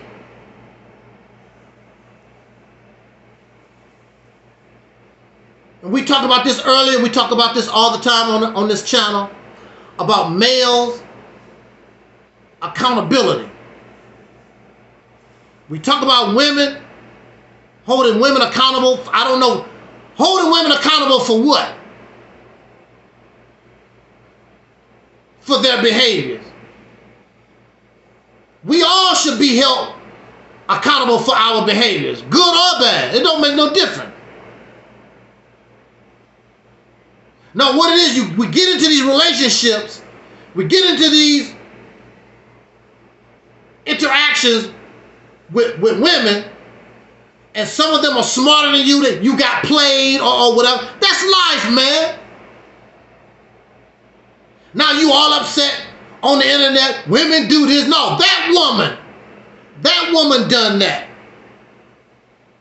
Women didn't do it, that woman done that. I'm not going to come on here and tell you women did that. No, those women did that to me. And I will tell you their names, and I will tell you about them.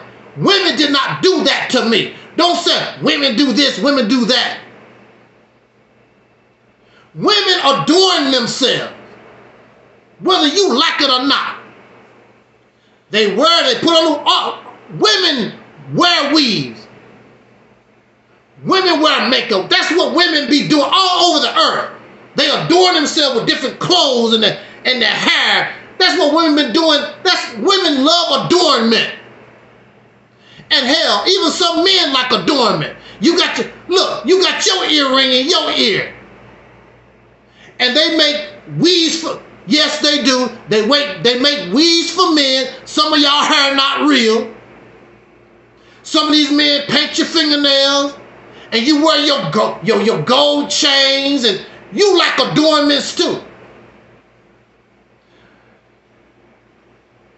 Me personally, that's too much stuff to take off when you gotta take a bath. I gotta take off my toupee, I gotta take off my earrings, that's too much stuff to be take a bath. I don't want to be taking all that stuff off. Then you gotta put it all back on. I'm not into that, so I can. But you have people that's into adornments. Even primitive tribes, they adorn themselves with different tattoos and see, that's another thing. You don't talk about all the brothers with you so damn black you can't even see the damn tattoo. They got tattoos all over the place, putting nose earrings and in your mouth and in your tongue and all. It's all adornment. If you don't like that, just don't deal with that person. They like it. They will find somebody else who like those type of adornments, and they will live happily ever after. Has nothing to do with you.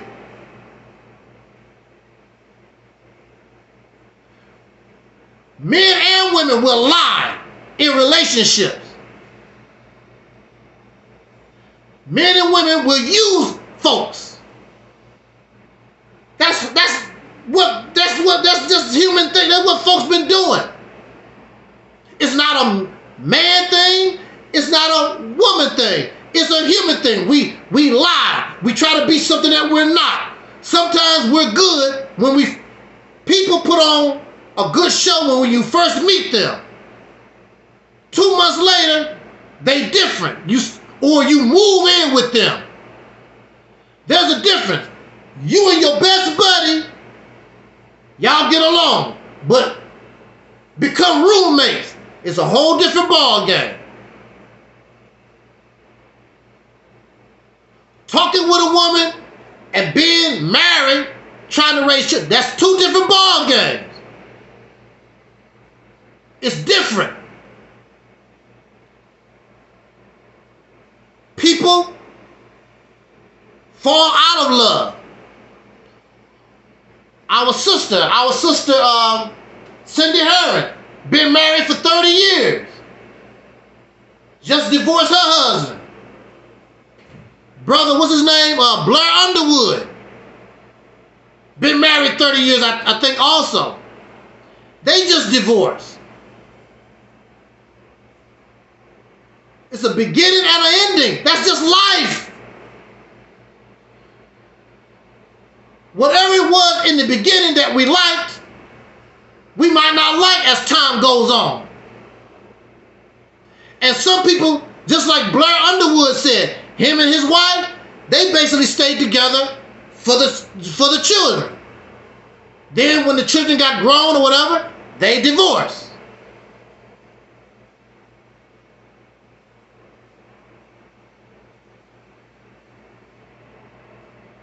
So that's just like that's how things go. We can't make nobody the same way that you fell in love, the same way that you. Who knows how it's gonna work out? Nothing is guaranteed. That's why I tell these guys, we got this fantasy world, happily forever after. What you talking about? A lot of that stuff was fake in the past. A lot of those things in the past was fake. A lot of those women was forced to stay in these abusive relationships because men control everything. Women were not allowed to take care of themselves. In a lot of cultures, women were sold. Women sold to other men. Forced marriages, what they call the forced marriages. You buy and sell wives, all that kind of crazy stuff. There was a time in this country, if you got a woman pregnant, they made you marry her. What they call it, especially in the old South, those old hillbilly days, you get a woman pregnant, you marry her. And if you go, I think it was in Ireland, if you marry somebody, you better make sure because they don't believe in divorce. You married for the rest of your life. They don't believe in divorce. I think it's in Ireland. But see, another thing, we play these games and we're not real about ours.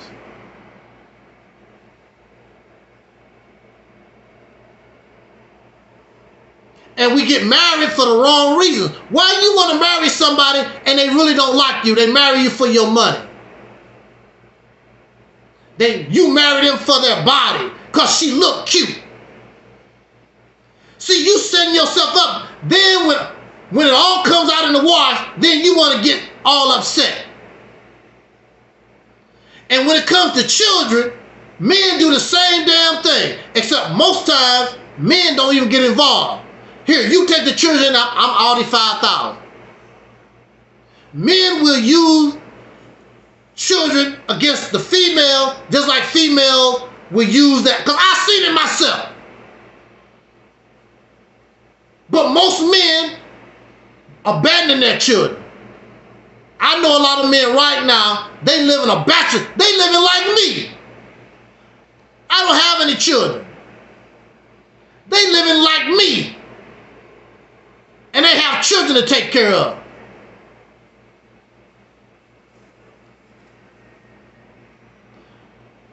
But the female, the mama, always gets stuck.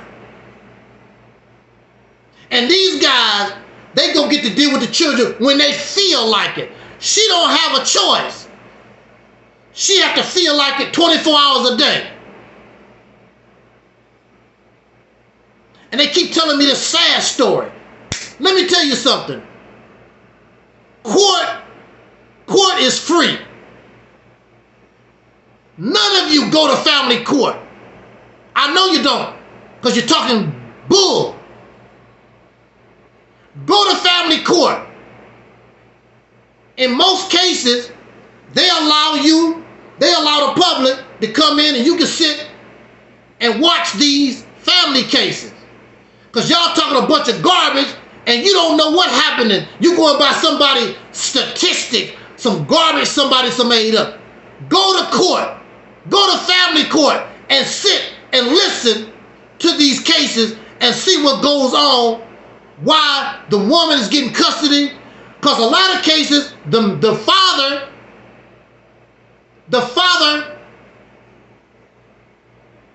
is in agreement that the children should be with their mama. There's no long lines of no men fighting for custody of those children. They happy to live like I do, like they don't have any children. Give them children to their mother. They don't have no responsibility. Child support is not responsibility.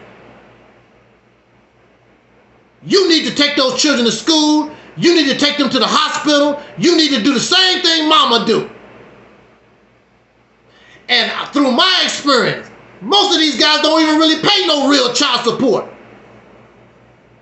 I know a guy that paid $200 a month. He might and he might not for a 17-year-old and a 6-year-old. You can't barely feed a goldfish on no $200 a month. What bill you gonna pay? His children gotta live. The average rent, what? The average rent is $600 and more dollars. $1,000, it's according to where you live. What is $200? His children don't even have a place to stay with $200 a month. But these men get a pass. And this one evil sucker was making mockery of black women being evicted out of their houses because they can't pay the rent. Oh, maybe if the father paid child support. You ever think about that, dumbass? Rent is high. Everybody is having a problem paying their damn rent. I just saw a story in Arizona. This one city in Arizona has the highest eviction rate. All kinds of people. You have people that's homeless and they work every day. You making mockery of poverty because you hate women. You piece of trash.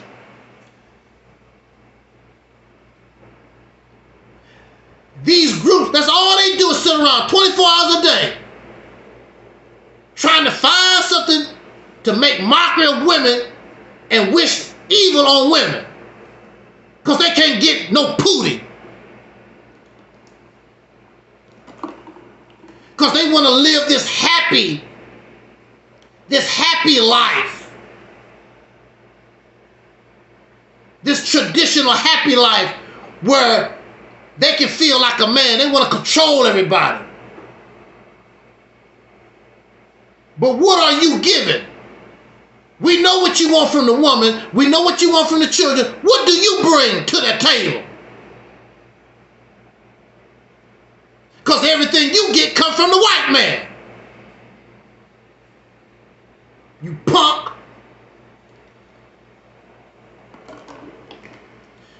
You ought to see how they act when they find out I'm a man. They a bunch of punks. They like roaches. They start to scatter. I invited them to this live stream. And if you're listening to this live stream, bring your ass here. But they're not going to come. A bunch of punks bunch of sissies writing garbage in the chat room. And I don't even communicate with them. I don't even write. I use memes. Pre-made memes, because I already know what your dumb ass is gonna say. So why should I write it over the same garbage response over and over? I already know what you're gonna say. I just make a meme, put it in there, and they're low. These lonely dumbass folks respond to memes. That's how lonely they are. I'm like, damn, truly pathetic. Bunch of losers. You mad because some woman did. You feel as though you didn't do nothing. And see, because when people tell their stories, they only tell the story to fit them. Now, when I'm telling my story, I brought proof. I brought proof to back up what I'm talking about. I can accept my wrong. I can accept when I did something foul. I can embrace it and I will say that. I'm not going to come on here with that self-righteous baloney. But they're not going to tell you the reality of it. My wife left me. My dog left me. Why did they leave you? They're not going to tell the real story. They're not going to tell you how it really was. And now they on here. See, they don't want to put themselves in a position where they can be questioned. You can question me. I don't have nothing to hide. You hide behind an avatar.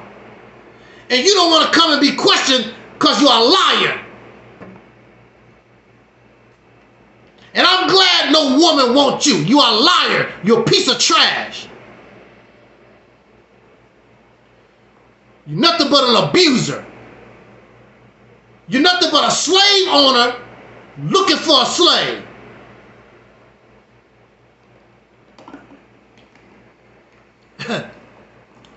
J226 says, the female lion don't divorce the male lion.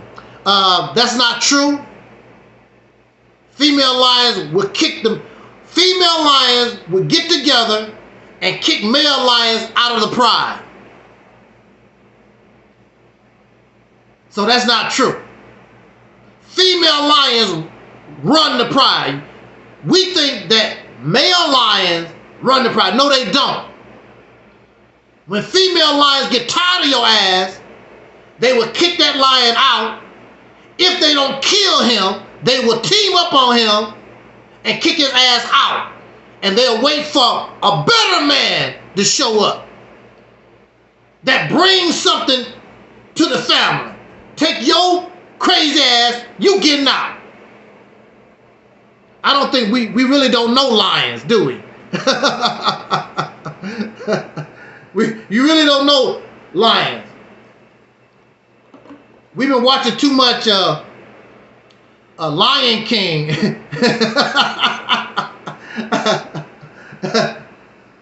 That's my thing. I watch Love Nature. I've been into animals ever since I was a little boy. And when these people talk all this stuff, whatever, about, you don't know nothing, whatever, about no lion. I mean, go look it up. I don't have to lie. I don't have to lie about nothing. Female lions would kick male lions' ass. No, one-on-one, a female lion can't do nothing with a lion. But when those lionesses, I don't know how they decide tongue tie. I don't know how they decide how they communicate with the other female lion. You got to go.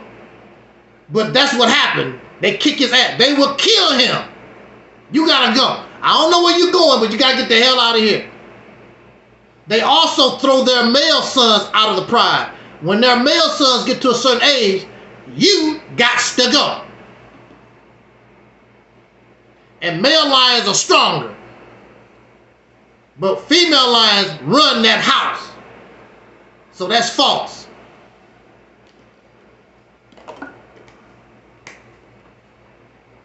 And see, the thing about leadership, it's not about male or female. It's about who is competent. If you in a survival situation, you in an airplane and it's in a crash, and you out in the jungle and got to survive and try to wait for a rescue party to come, are you going to follow a man and the only thing he know about is working at McDonald's? Or you going to follow that woman who has experience living in the jungle, survival skills? Who you going to follow? Who's going to be the leader? Well, y'all can follow that man, and I hope that y'all in the jungle, I hope that you find a Burger King or something, because that's the only thing he can do for you. I am going to follow, and this woman is going to be my leader. She's going to help me survive and get the hell out of this damn jungle. She's a survivalist, and she used to be a Green Beret or something in the military. I am going to go with her. I don't give a damn about that man and his leadership. The only thing he know how to do is lead McDonald's. Do you want fries with that? That's the only thing he can tell you. You want fries with that? I'm going with this woman. I'm going with the leader who is the most competent, who can lead me where I want to go and what I want to do. Now, if you want to go to McDonald's and you in the jungle, you follow that sucker. I want to get out of here. I want to be able to find some food and survive and get the hell out of this jungle. I'm following the woman with the skills. It's about who got the skills. Who should be the leader in the house? The unemployed man or the woman that's going to work every day putting food on the table? She's the leader. She's the one that put a roof over your head. She's the one keeping this going. And this bum won't even do nothing, won't even take care of the children, won't even put food, he won't even cook the damn food. What woman wants that kind of stuff? I'm the man, I'm still the man. Well, take your ass out here and make the money and do what's required. I'm Mr. Man, I'm the leader. I wouldn't give a damn. If Terry out here making the money, when she get home, I got a bubble bath, I don't learn how to cook, throw down, ain't no shame in the game. That's some dumb stuff. Y'all stupid. Because you want to put on this show, Mr. Leader, but you ain't got a pot to piss in. You don't have a pot to piss in. You don't bring water into the house. You don't bring electricity into the house. You don't make no jobs. You don't have no oil. You don't have no gold. You don't run no farm. You don't control nothing. And you making all these demands. Get the hell out of here. Got all these demands. How we gonna make demands and don't have a pot to piss in? Because you have not paid the price. And the price is death. Just like many of these men around the earth. Right now in the Ukraine, if they survive that war with Russia, who's to tell them what they can and can't do? They fought and they died for Ukraine. What the hell do you fight and die for? Except for Popeye's chicken sandwich. That's the only thing you gonna die for, Popeye's chicken sandwich. You got all these demands, but you don't want to die. You don't want to sacrifice. You want somebody to give you. These men in that group, they don't talk about what they done. They don't talk about what they done as men. They talk about what Dr. King and some other, what the hell have you done? That's my question. Even, what's his name? Even Charleston White asked the question, what have we done in the last 50 years? The men supposed to be the leaders. You said you the leader and you the provider and you all Hasidini. What have you done in the last 50 years? Except listen to a YouTube video. Maybe you went to Tariq Nasheed's rally or something.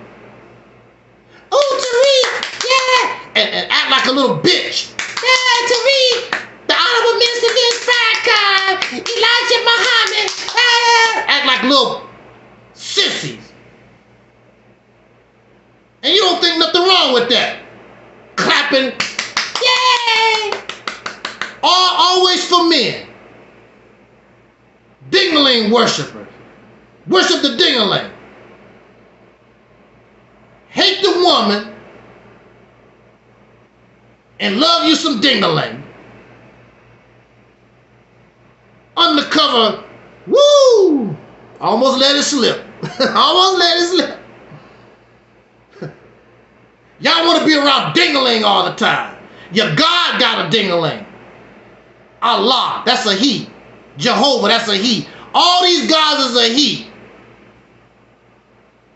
And all the pictures you put on the wall, everything that come out your mouth, it's all about men. Men. And then you have a problem with the LGBTQ community, whatever the hell they call it. And you sound gay too. Because everything about you is your damn ding-a-ling. Women don't do nothing. Everything you taught, it's all about men. And see, it's all about men because women haven't had an opportunity to do nothing.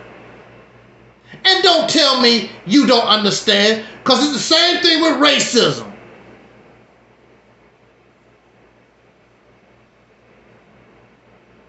The Caucasian people for 400 years kept us from doing things.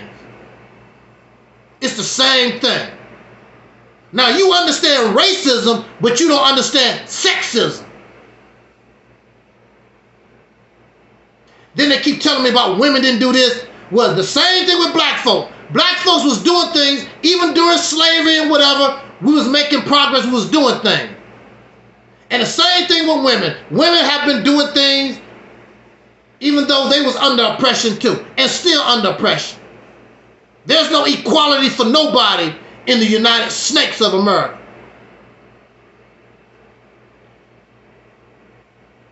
Brother Talib said, it's sickening when brothers act like this on social media and in public when all this crazy stuff going on in society. I'm starting to think almost that so people have given up on the struggle.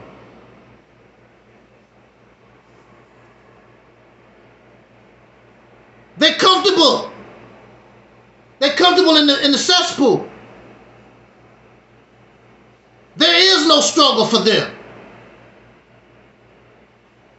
They want to be like everybody else. You not like everybody else. And that's why they don't want to hear me talk. That's why they don't want to hear others talk. Because we mess up their fantasy world.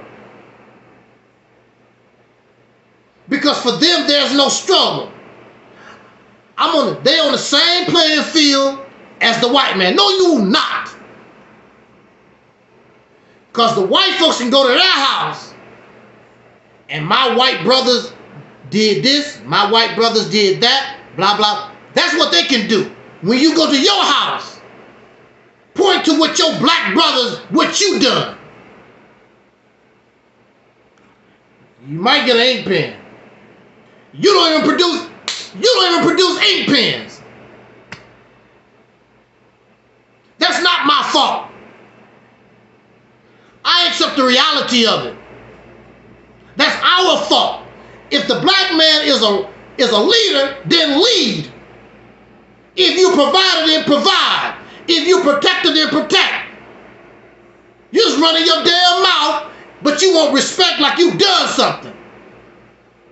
And every year on this platform, we always ask, what have we done in the last 10 years? Nothing. Tariq Nasheed ain't produced nothing in the last 10 years. They always talk about only 10 people listen to you. Nobody listen to you. That's fine and dandy. I'm not embarrassed. You the one should be embarrassed because you have thousands of people supposed to support you and y'all ain't produced a damn thing. Now that's embarrassing. When you have all this help and can't produce nothing. Louis Farrakhan been around, thousands of followers, thousands of people, 40 years. Ain't produced nothing. They gonna always talk. They talk about the Million Man March. Didn't produce nothing.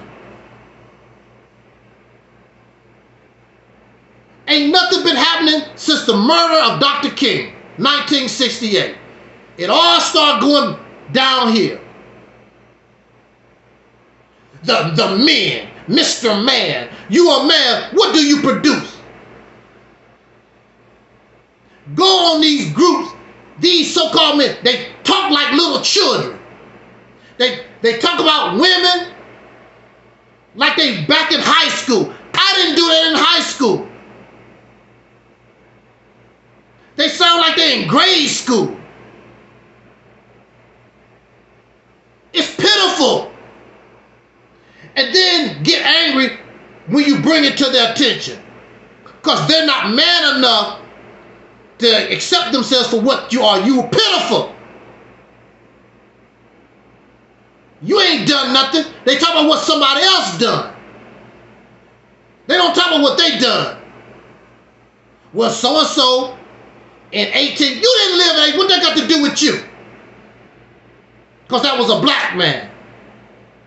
I'm talking about what you done. What have you added on to it? Absolutely nothing. You want respect, but you have done nothing to earn respect. Because you're too scared.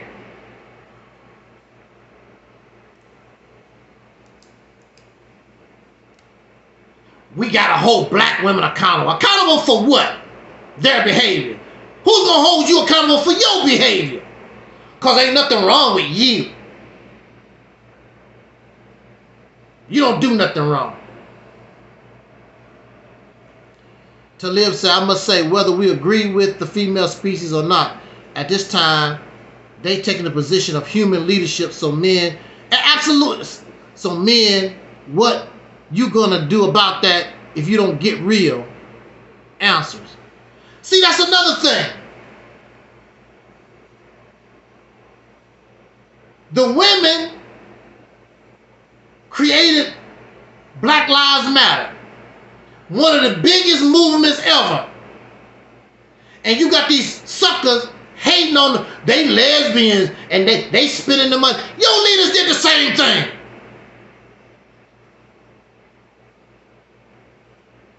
You've been doing the same thing. Your men in leadership take the money, buy fancy cars and do stuff, whatever. Ain't produce nothing. They ain't doing no more than what your leadership. But at least Black Lives Matter had everybody around the world, Africans, white people, everybody around the world, talking about George Floyd, a black man. Woo, y'all haters. You're jealous because you're losers. If you can do better, then do it. You can't do better. Do better than Black Lives Matter. If you took control of a state, you blow all that out the water. But you're too weak. You're too weak to do that. You're not smart enough. You're not strong enough. We talk about Mississippi campaign here. You do that all, you blow everything. You blow the Million Man March, the March on Washington. You can put all this stuff together and it blows out. Although, not to brag, I mean, that's what our ancestors want us to do. But you're too weak. You're not a fighter. You're a lover. But nobody want to love you. That's what they're upset about. I'm not a fighter. I'm a lover. That's what they're upset about. Do you know how much love you would get? The whole attitude of this woman, the children, even the white man. If you accomplish the vision of the mission, woo, man, you earn your stripes. It's never been done. And not only that, but you maintain, once you see, the easy part is actually taking control of the state. The hard part is taking the poverty-stricken state and making it into a wealthy state. That's your mission. What's that, Mission Impossible? Remember the guy going to the telephone booth or whatever, and there's a little tape recorder, and the tape recorder, that's your mission. That's your mission. Take control of this poverty. That's what we say all the time. They talk about that's a poor. They say that's a poor state. That's what I said already. You're gonna take a poverty-stricken state and make it a wealthy state because you say that you God. You say that you smart. You say that you got it going on, so you should be able to do this. But apparently, that's a lie. And it's Angelsnupnup7 fault. Because that's a lie, right? Man, this is going overtime.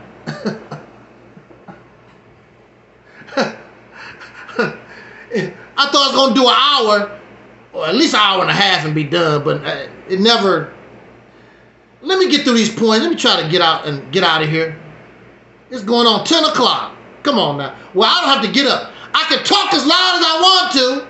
I can stay up as long as I want to.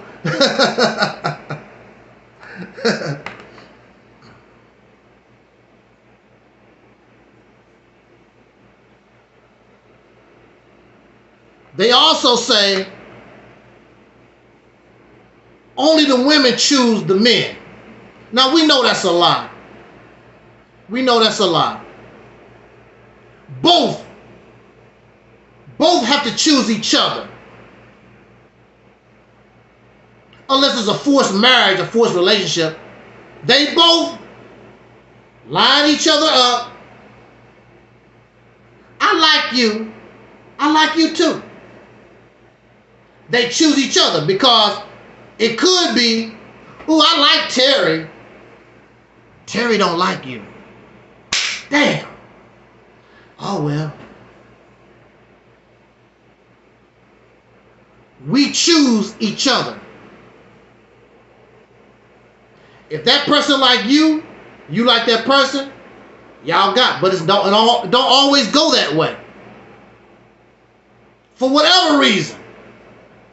And sometimes you can have money and they still don't want you.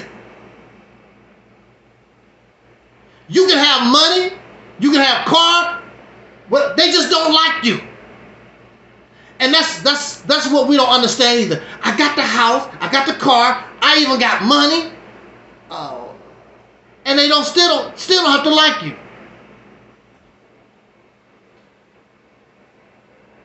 And people, when they are sincere, they will tell you that. Of course, you have those. Yeah, I like you, but then they're going to tell you, yeah, for your money.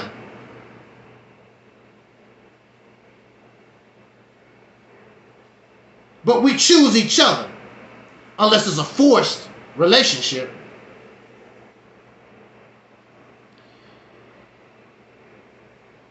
When I first went to those pages, I tried to have a decent conversation with these. These guys are so immature.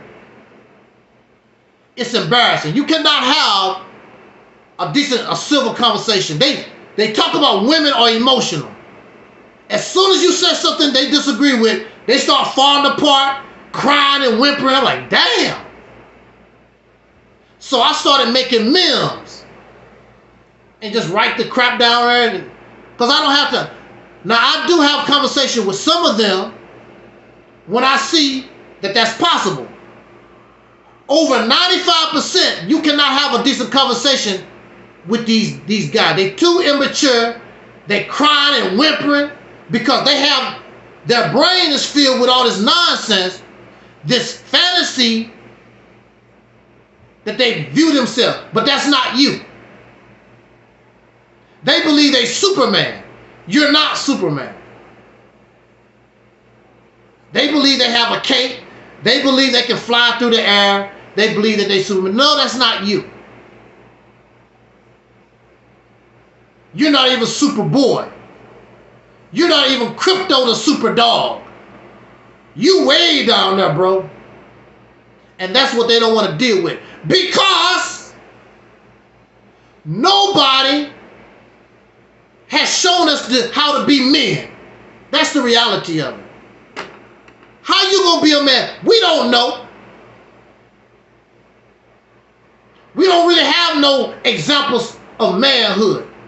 There's nobody constantly in front of us that's a strong figure. In the 60s, when I was growing up, there was real strong men in front of me.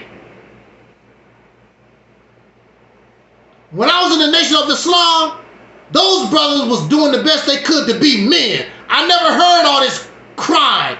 Even the drunk. Come on, Brother Talib. Even the drunk men wasn't this damn weak. Even the brothers that was doing bad in the street didn't sound like these suckers. They so damn weak.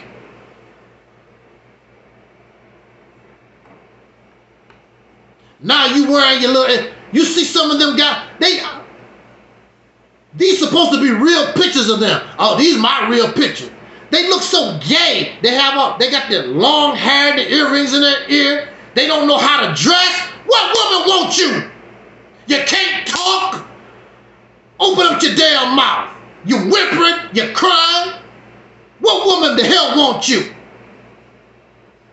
You don't sound strong. You got a picture up there, you don't look strong. Some of them suckers, they even come on with their shirt off. I don't want to see that. I blocked them. I don't want to see no man with their shirt off. As soon as I see the profile with a man with his shirt off, I block him. I don't want to see that. You can't talk. You have no personality. You're not smart. And you crying, talking about no woman. Hell, I don't want you either. If I was gay, I wouldn't want your ass either. There's nothing fun about you. You're just whimpering like a puppy. Now, like I say on my program, I could be wrong. See, for me, I will respect you as a man. But you're not the kind of man that I would want around me. You're too weak for me. See, you the kind of man that's a buck private. See, we need men that's Green Berets, the Rangers. We need the elites of the military. You're not the elite of the military. Yeah, you in the military, but you're a buck private. You're not a general. But we need generals. We need the Green Berets. We need the Rangers, whatever they call them. We need the elite, the Marines. We need the elite in order to move this struggle.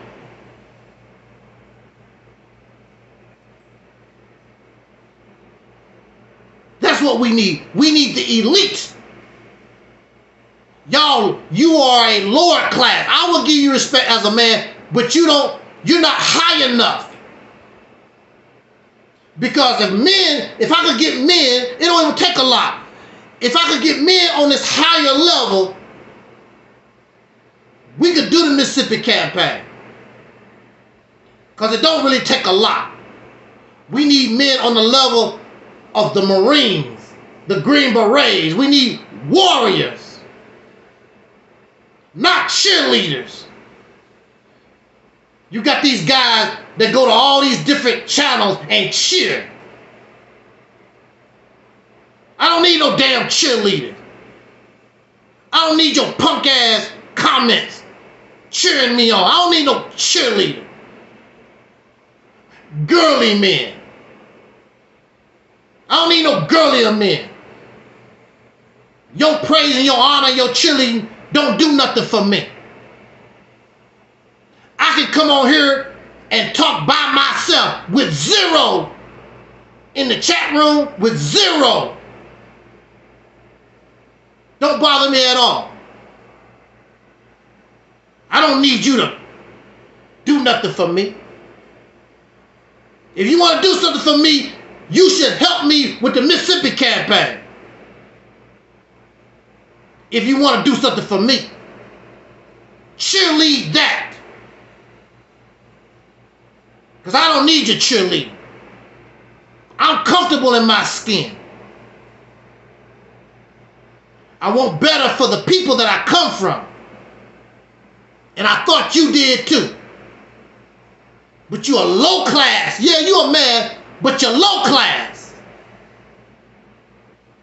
All those men that died in the Civil War,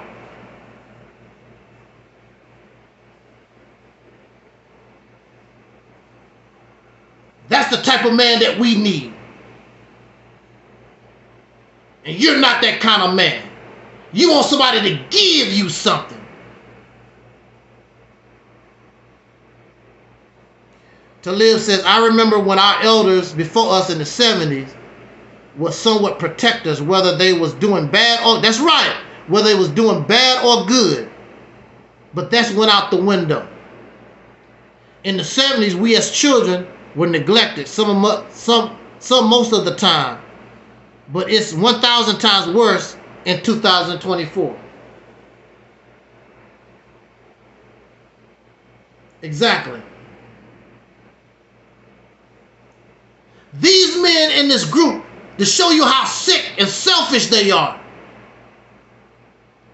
they talk against being a stepdaddy. We should be happy that a man will step up because another man failed and helped raise a child. Because it's not the child's fault that they're here. A man helped me when I was growing up. That wasn't my biological father. Men helped me. They wasn't my biological father. How dare you talk about and try to make a man feel bad because that's not my biological seed. What's his name? Shaq. Shaquille O'Neal made a song, My Biological Didn't Bother. Another man stood up and did what his daddy couldn't do or wouldn't do. My cousin, a single woman, adopted 4 young men, and one of them just graduated out of high school. And she adopted them as a single mother. Those are not her biological children. She got them out of foster care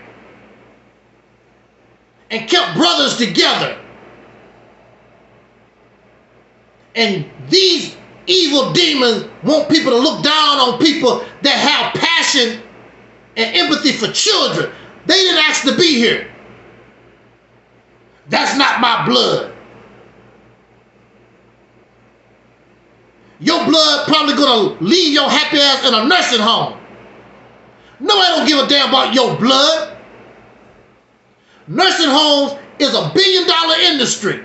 So it's a lot of blood that's putting their people in nursing homes. Your ass gonna be there. There's no guarantee your children gonna try to keep you in a house or whatever, because they gonna live their own lives. And you probably be sick. And they don't want to take care of no. They love you, but they can't handle no sick ass person.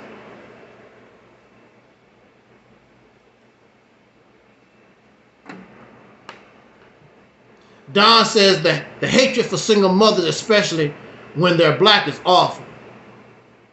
It's coming from these suckers. How can a mother be single? First of all, most of these daddies, they don't marry these women. And see, love make you do crazy things. And sex make you do crazy things. Being lonely. Some people get caught up because I don't want to be alone. I know this man is garbage, but he's something to put in my bed. And some of them know he's a loser. But I like him, mama. You ever heard that? There was an episode of Good Time. And Thelma wanted to marry a brother that was going to be a auto mechanic. And James in Florida didn't really like that. I don't want my grandchild, his first words, can I change your oil? Or whatever. You fall in love with who you fall in love with, who you like. And you don't trip off with your parents. This is my life. Relationships, love, all that is you can be happy, then you can be unhappy. There's no guarantee. And then you have those people that they just play games. You probably play games. And there's another, see, some of these guys like to control folks. And then you be on, it's just like Pork Chop. Remember Pork Chop? Pork Chop was nice to me. All nice on the phone and blah, blah. But when I actually moved there and lived with her, the whole demeanor changed. Want to control my life, tell me what to eat, tell me what to do. That's how some of these folks is. That's how they reel you in. They smile in your face or whatever till they can get a grip. Then they change on you. You don't know. You thought that's them. They put on a show till you actually look, till they can get in your grip. People change when they think that you need them. See, all this is not what I'm saying is not nothing new. You know that, but they want to keep on this bull crap narrative.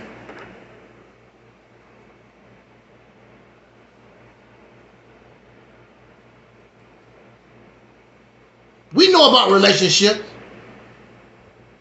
It's very rare that you can meet your soulmate in high school, then y'all get married and stay married. That's very rare. Because people, like we said earlier in our talk,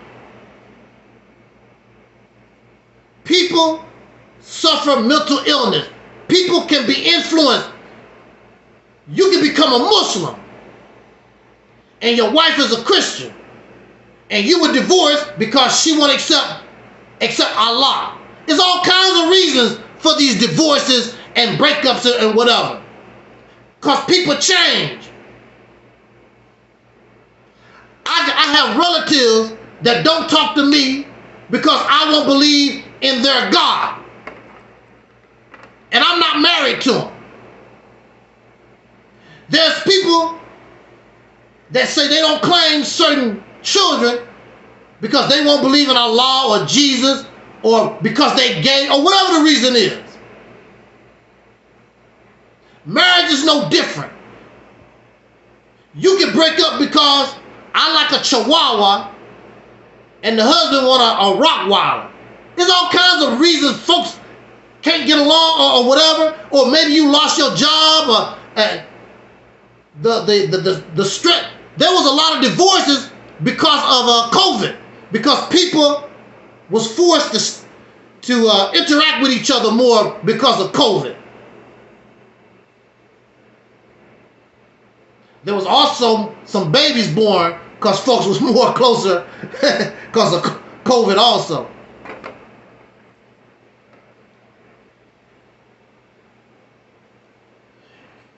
If you want a better environment, sir,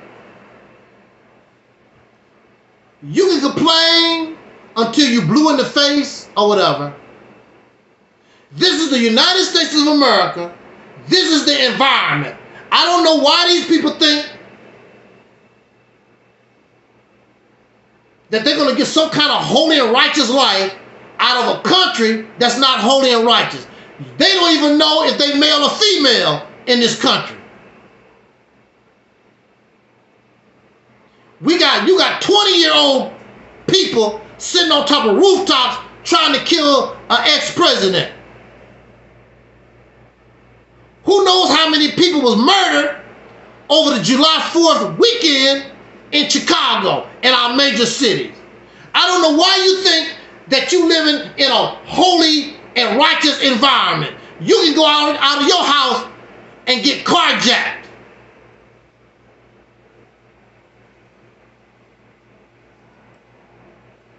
Don says, having a father in the home is short of nothing special. There are a lot of stories of fathers killing their girlfriends and wives. Hell, there's a story of a father putting antifreeze in the child's milk.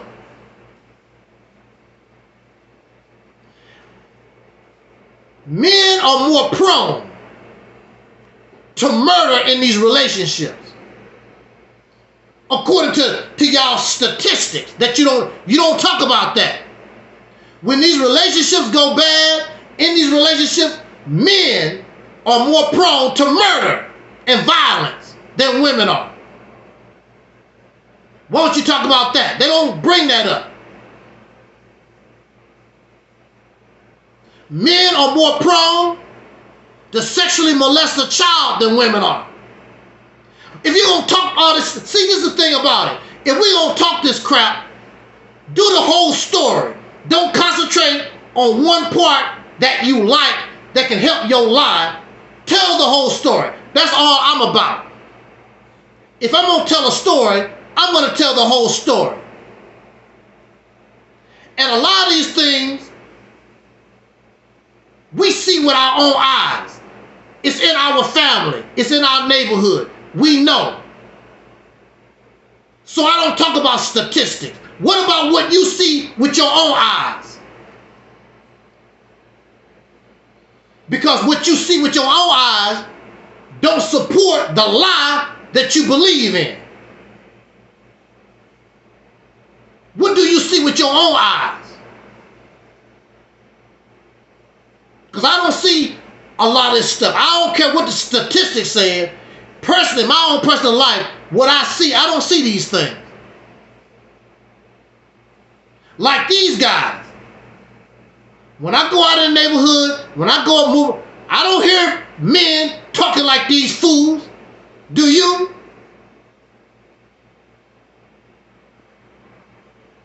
I don't hear men talking like these fools.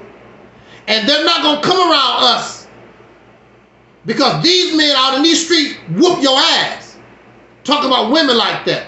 And even if they going through bad, they're not going to let you talk about their mama, their auntie, or whatever, the way you do. Talk about women do this. Well, you're a damn liar. You get your ass whooped in real life. So keep your punk ass on the internet. Because I know what happened if you came around the people that I'm about. I know what would happen to you talking crazy like that. Nobody talks crazy like that around me.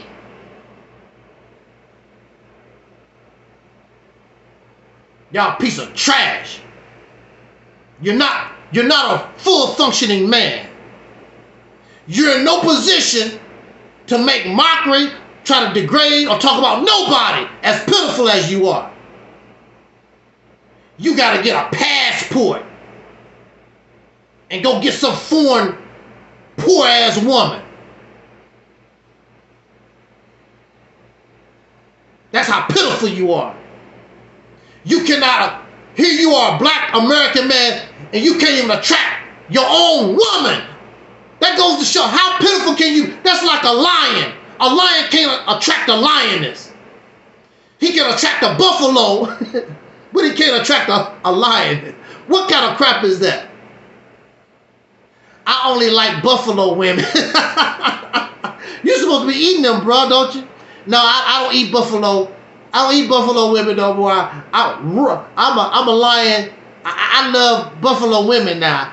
Them lion women is something wrong with them. That's a damn shame. Oh, that's a damn shame. On here talking crap 24 hours a day because nobody won't give you sex. Go get you a prostitute. I don't want no prostitute. I want the happy. Well, nobody wants you. Get a makeover. Something is wrong with you. And then they don't talk about these horror stories. These guys getting robbed, trying to go to different countries, getting caught up in other countries, trying to find them a wife. That's the most dumbest thing I ever heard of. They don't talk about, because see, once you bring a woman to America, she'll mess around and become Americanized. They don't talk about she divorce your ass and take half. See, what you want is a slave. That's what you want. Now, you might be lucky and get you a good slave.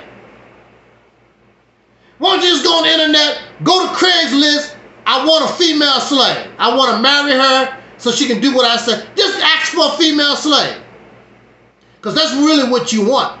I do not want nobody that I can make a slave. Because that's a disservice to me. Because if I do wrong, if I make bad choices, I need somebody there to help keep me in check. Keep me in reality.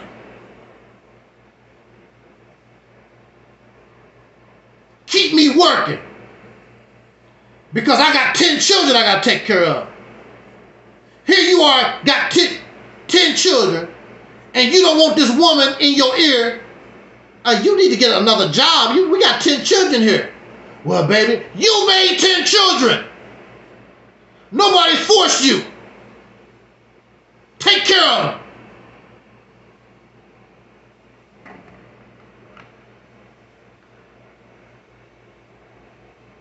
That's what real men did. Welfare, EBT cards wasn't always here. There was men that had 10 children, never had an EBT card. They was making two. My grandfather had 9 children. I believe it was 9. He never had an EBT card. He was making $3 a day.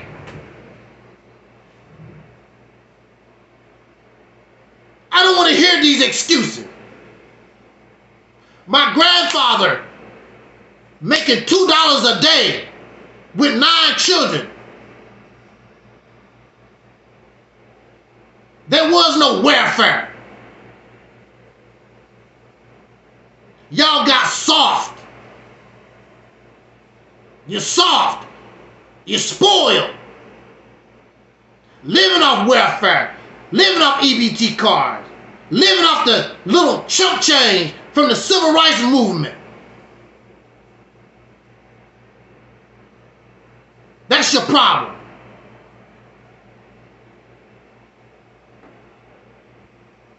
You just want to have fun.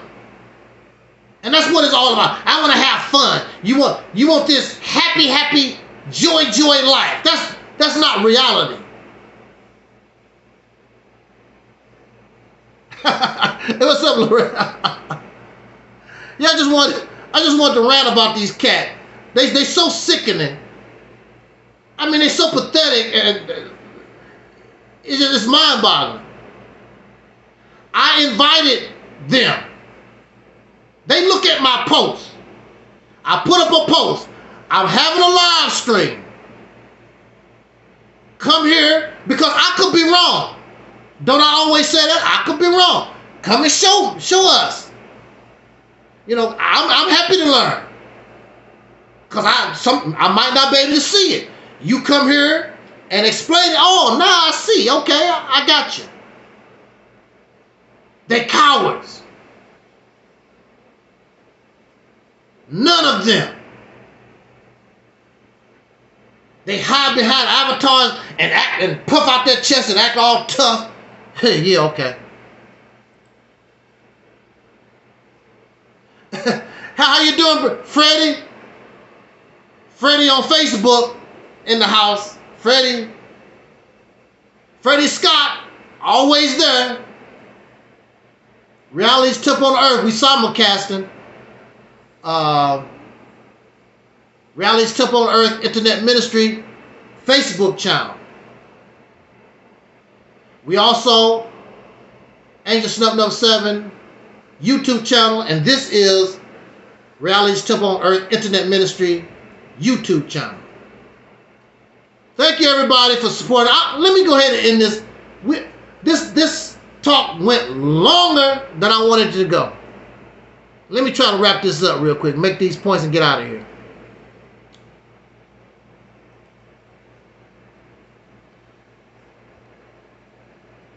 How can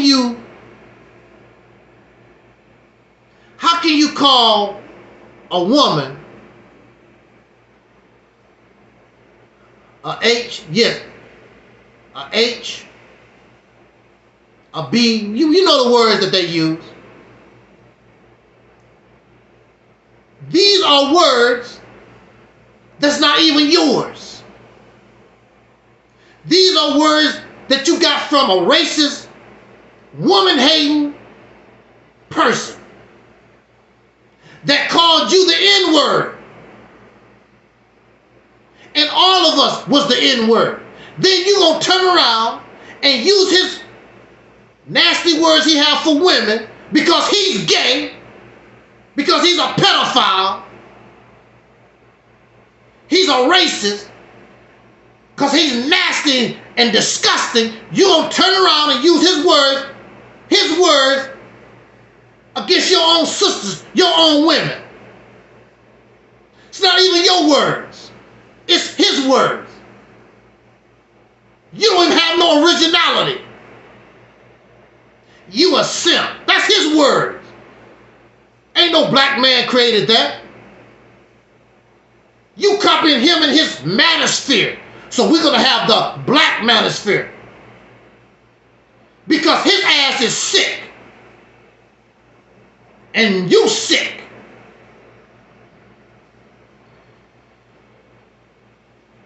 You can, if you're going to call women that, then you calling your mom that.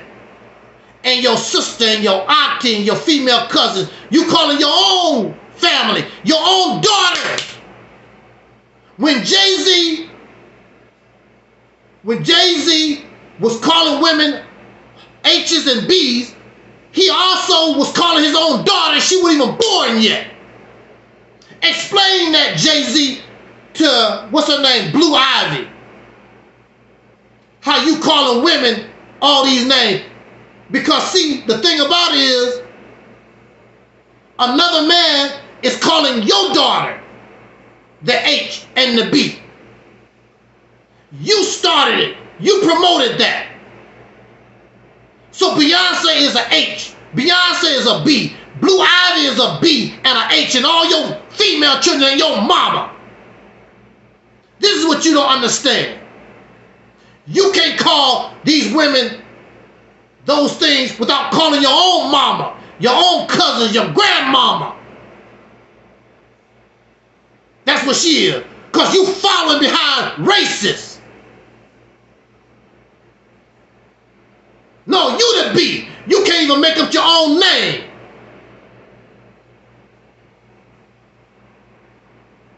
You an H on the stroll for these men. With your booty turned over, waiting for the long ding dong. Y'all some pitiful, disgusting creatures. And you get no mercy from me. When I was growing up, you don't talk about women. You don't do that. You don't talk about mama. When I was growing up, you talk about mama. I don't care what she was.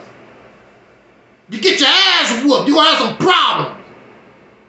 Even when you go back to those 1970 shows, that's fighting words. Your mama, that's fighting words. You don't talk about her. But you so sick and you're selfish and you're trifling, you become the chocolate-covered version of the racist. You act and you talk like them. Even the pro-black ones, they act like them and they talk like them. You all the same.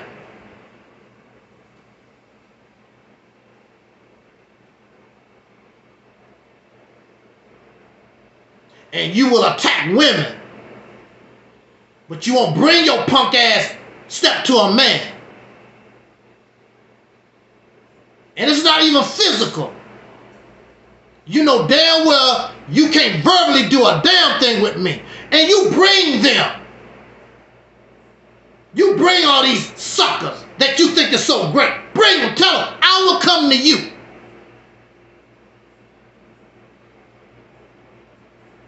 You ain't gonna do nothing with me. I'm gonna protect her. Is she perfect? Hell no. I never said she was perfect. I never said she didn't do nothing wrong. We all in the same situation. If I'm gonna jump on somebody, I'm gonna jump on the person that put us all in the same damn pot. That's what I'm gonna jump on.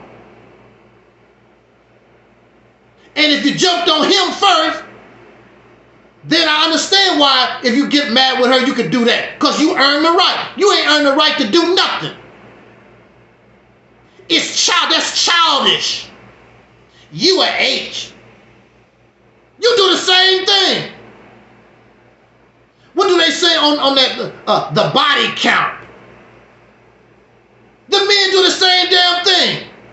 They got high body counts. If a woman got a certain amount of children, she don't deserve to get married. Same thing with the men. If that's the case, they always blame everything on her. What's your responsibility? You need to create a new environment for her. You got her in another man's house, and the other man says, you can do this and you can do that. If you don't want her to do this and do that, put her in her own house. You too pitiful to do that. Because we always talk about the Mississippi campaign. We gonna put her in her own house. Now, if we put her in her own house, we control this house. Now you can talk and tell her this is what we expect. And if you can't do that, I guess we're going to have some problems in this house. Now you can talk, because now you created a house that you control. But see, the thing about it, she's not going to be no problem in her house. Because she's going to have a say-so in her house. She's going to help build her house. She's going to be happy to be in a house. I am in control. My man got this for me. It's a whole different ball game. You don't understand it because you've never been a man. You've never been controlling nothing. You've never been independent. The only thing you know how to do is, yes, sir. Yes, sir. I play ball real good. I'm going to sign that contract. I'm going to give my family a job. I'm going to give my family a job. I'm going to make a movie studio, sir. Thank you, sir. I sure appreciate it, sir. How you doing, sir? That's the only thing you know is being a slave. That's why you don't understand Angelsnupnup7, because I'm talking about freedom. I'm talking about being free. You can no longer blame the white man. See, that's another thing. These people really don't want to be free, because to be free means you can't blame white people no more. You can't say, well, the white man do this and the white man do. No, everything fall on you. You take control of a state. You can't blame Donald Trump. You can't blame Joe Biden. You can't blame this. Now you in control. What you gonna do? It all fall on you. You making these claims, I'm a god, I'm a warrior, I'm so smart, the black man can do this. Well, black man, do it. Anybody can talk. Anybody can talk a good game. That's all I've been doing for 3 hours. Anybody can talk, so what? What can you produce? Help me the way you support Farrakhan, the way you support Sanetta, and all these other suckers that have produced nothing. Give me that opportunity. Make me prove what I say. Make me get off my lazy ass and go to work. Put me to work. Make me go to work. And let's see. No, you rather keep doing what you're doing because you rather blame the white man. The white man do it. You know the white man always keeping a brother down. I'm so sick of hearing, but here we are. What they say, 1.5 trillion. We get $1.5 trillion out of this economy. What man, if he really don't like you, how is he going to allow you to have $1.5 trillion out of the economy? It wouldn't even take 10% of that. Probably to put, because I haven't did the figures, but it probably wouldn't even take 10% of that to put Mississippi where we want it to be, or whatever state we want to do. I'm just saying Mississippi because I figure that it's the easiest way to go.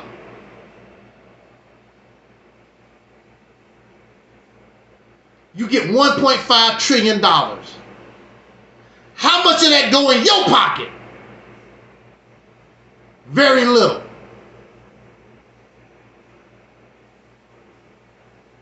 Very little. Our leaders is not realistic. And the thing about it is, you take control of a state. When you cross the Mississippi border, you don't have to believe in it. You don't have to. You wouldn't. It's tangible. And then we report little by little how we are improving the state. We're making these moves. You're getting these business loans, getting our people to bring their businesses to Mississippi. Oh, it's just so much that you could do. It's just so much that you could do. I believe, this is what I believe. I don't know. I believe even our celebrities, LeBron James, Oprah, Will Smith, I believe if they saw us as a people with our dimes and dollars actually doing this project, I believe they would help.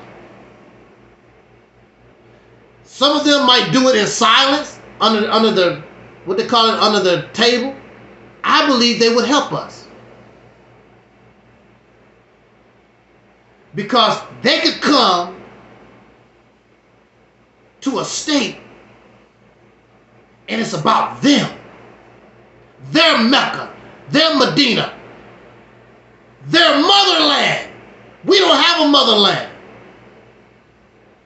So we created, that's how bad we gonna be. We don't have a motherland. We gonna build our own motherland. And everybody around the country, I want to go to the motherland. And all people around the country come here and help build. And they know they built this.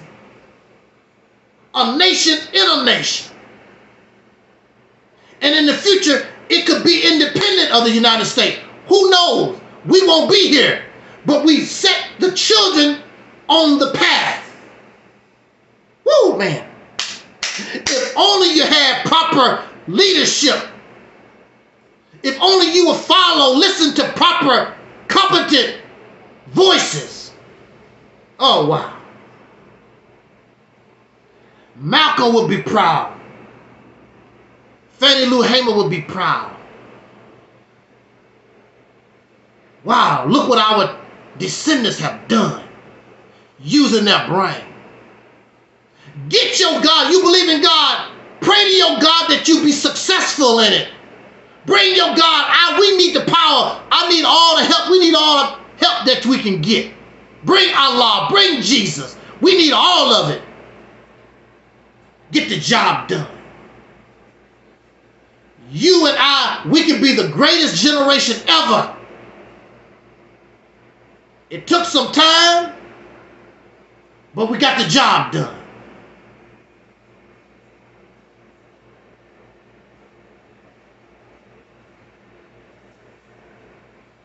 I want to say in conclusion, I don't mean and I don't want to hurt nobody's feelings. That's not what I'm about. That's childish.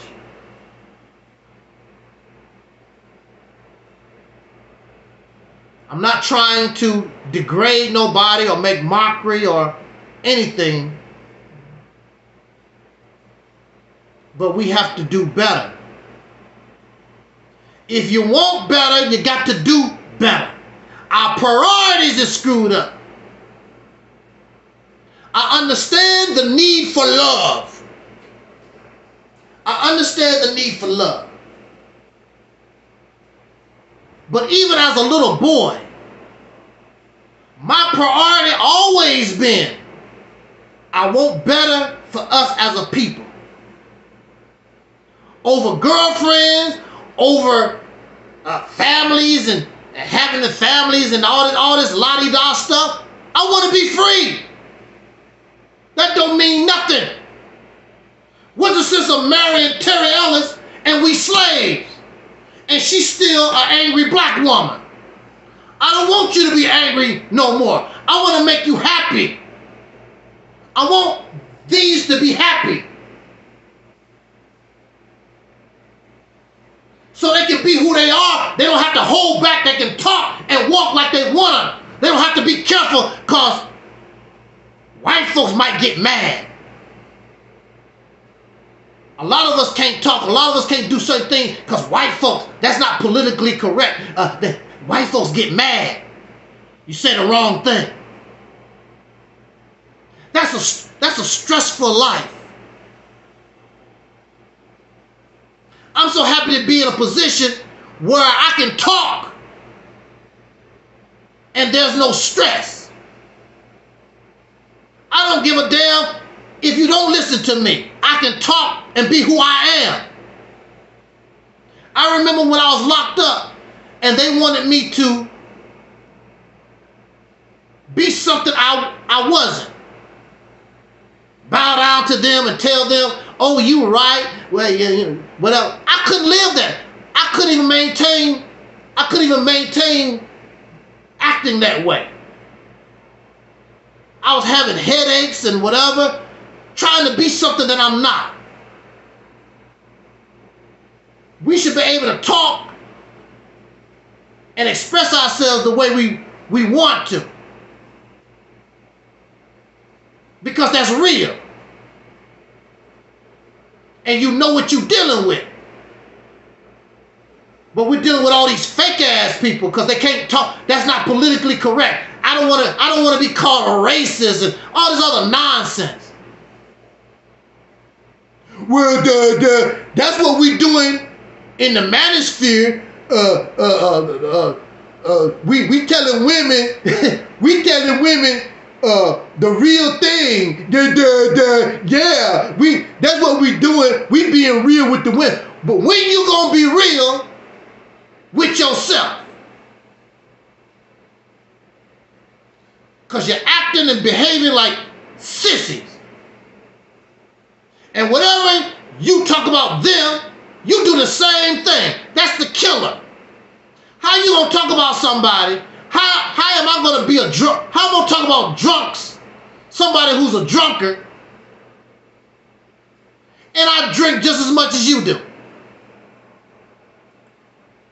But that's all right for you to drink. It's all right for men to be an H. It's all right for men to be a B. That rapper Ice-T said, made a song. Men are B's too. And some guys didn't like that. A B is a woman. No, a man is a B. The original B. The original H. When you understand what that is. Then he gonna give that to women. Because he made, no, that's what you are. You made her into those things by denying her the right to take care of herself all over the earth. So people do what they have to do. Everybody not smart enough to go to college. Everybody not smart enough to read and write and do. So I got to use my body. So be it. I got to survive. That's what they do. That's what it is. It's a survival mechanism. The same, don't say that you don't understand. The same thing we did in slavery. Yes, sir, massa, we bow down and we had to do things, scratching where and where we didn't itch. We was doing it, we did it, and still doing it. Right now to this day. So don't tell me, I don't understand what you said. You understand. Because you are B too. You are H too. You are a sellout. You are a sellout and you're a traitor when you doing what you do on social media against her. I don't see no other men doing this crazy ass stuff except you competing with a woman. That's what you do because you can't compete with a man. Even these guys coming across the border, stronger, more man than you are. And pretty soon your children gonna be begging them for a job. If you ever have children, because nobody loves you. The government is keeping women away from you. The women, whatever. Men coming across the border got women. And you got a lot. Whatever, I don't know what you got, but I know you're doing better than them. They got women. You can't get a woman. I'm gonna say this, get out of here. They coming across the border for a job. You going across the border for some vagina. Woo, how tacky it is. These men coming across the border to get a job so they can work. You going across the border to get some panties. Woo, how pitiful man you are. That is disgusting. That is really pathetic. Oh, wow. Woo. Then you get around other losers and y'all comfort each other. Wow. Oh, it's embarrassing. It's embarrassing. Like I said, I put out the notice. Invited them to this live stream. And they won't come. None of them will come. I know they wasn't going to come. How pitiful can you be? How pitiful can you get? Brother Talib says support Operation Exodus Mississippi campaign and go watch the Operation Exodus Mississippi campaign channel. Our Mississippi campaign channel was destroyed, but we still have it on Facebook. All the videos in relation to Mississippi campaign. But if you want to know the foundation, because one of these suckers kept acting like the Mississippi campaign is so complex, I don't understand. So I made a video, put it together. It's Operation Exodus Mississippi campaign for dummies. I put it together, and if you don't understand it after that, I don't know what to tell you. Can't break it down no more simpler than that. So that's a good video to watch. Operation Exodus Mississippi Campaign for Dummies. It's not that, it's very simple. But it's complex when you don't want to know anyway. Well, we had a guy on here on the last live stream. He's been around us for years and come talking crazy stuff. Now you've been around us. We've been talking about the Mississippi Campaign since 2018, and he talking crazy stuff he don't know, because he didn't want to know from the very beginning. Oh, we have Brother Denzel in the house. Brother Denzel sent me some information. I haven't got to it yet. I'm going to send an email to our brother Pharaoh Said That. And Brother Denzel said that he would meet with us and have a conversation about the Mississippi campaign. So we're going to, within the next, this week, next few days, I'm going to get a little email package and send that to our brother Pharaoh Said That. I talked to Pharaoh Said That back in the day, when he was talking about Malcolm X pretty bad. I have to defend Malcolm, and he has a different perspective on Malcolm, and I had to give my say so on Malcolm. I think he blocked me from his channel. I think he blocked me from his channel at the time. I'm not really sure, but anyway, that was then. This is now, and we're gonna see if we can have a conversation with Pharaoh Said That. Shout out to brother Pharaoh Said That, and to all those who support him. He also has I think a reparations vision also. So, but we can, all these things actually can work together. They can all go under, the Mississippi campaign is about putting everything under one roof and moving together. This is not to say we're not abandoning nothing. I never said, oh, we don't need to do that. No, I never said that. I said all these things can be put under one roof so that we can move forward. Instead of you going to the left, I'm going to the right, go to the east, no, we need to go in one direction, put it on one roof, everybody support one another so that we can go forward. That's the only way it's going to be done. And so I'm pretty sure Brother Pharaoh Said That is an older brother like me. I think he's older than I am. But we should have a pretty decent conversation. Like I said, that was then, this is now, and we're not talking about Malcolm and all those things in the past, which is cool. We're talking about the now. We're not talking about those things in the past. So I want to send a shout out to Brother Denzel for getting that information and setting that up.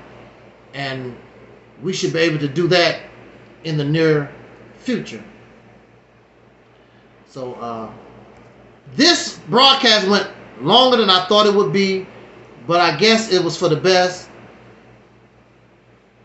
so we don't have to return to this topic unless somebody from one of these groups want to come here and teach us. But right now, nobody wants to come and teach us, so I guess they want us to be done. Oh, you don't want to know anything. I want to know. But you're not going to come here and bring a bunch of baloney. You got to come here and with the real thizzy. They're not going to come here because they know they can't bring nothing. They coming. They know they would be embarrassed. They're not going to come here with that foolishness. If you're going to tell the story, tell the whole story. Don't tell a story just to fit your narrative. You're talking about people and you're guilty of the same things. How can I talk about somebody and I'm guilty of the same stuff? And we want to hear all these sob stories, But you only tell the story. We really don't know the full story. You just want somebody to feel sorry for you. But we don't know the whole story. And I don't care who you are. You can be my mother. May she rest in peace. If you're wrong, I don't support that. If you're not telling the whole story, I'm not G'ing for it. Because that's a disservice. We can only move forward being real and being truthful. We've lived in falsehood, lies, and fairy tales long enough. Truth hurts. It might hurt, so what? Deal with it, move forward. On that note, thank you again, Brother Freddie Scott. Facebook, Reality's Temple on Earth Facebook, Brother Denzel, Brother Don, Brother Talib, J226, Brother Lunch Break. May Allah keep blessing you in your endeavors. Thank you always for coming here and supporting me. Thank you, everybody. I much appreciate it. Don't know when the next live stream, it will probably be when myself and Pharaoh Said That get together. That probably will be the next live stream. This one here really was spontaneous. I was going to do it a week earlier, but it was just too hot and I had too much going on. It's been hot. So, yeah. So, that'll probably be the next live stream. And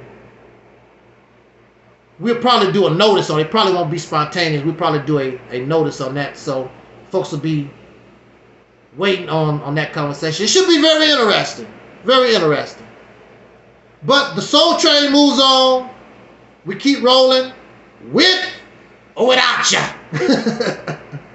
Because that's my job. That's my self-appointed job. God don't back me up. I wish God would help me a little bit, but my self-appointed job, get on the Soul Train. So on that note, again, shout out to everybody in the air. Those who are listening and those who will be listening to this broadcast later, I much appreciate it. It's always an honor that you would give us a bit of your time, because you could be doing something better. Share the video. If you want to make an Angelsnupnup7 channel, please do so. Put the videos on there. Whatever you can do that can help, I appreciate it. No problem. You're not going to get nothing out of me. Thank you so much. And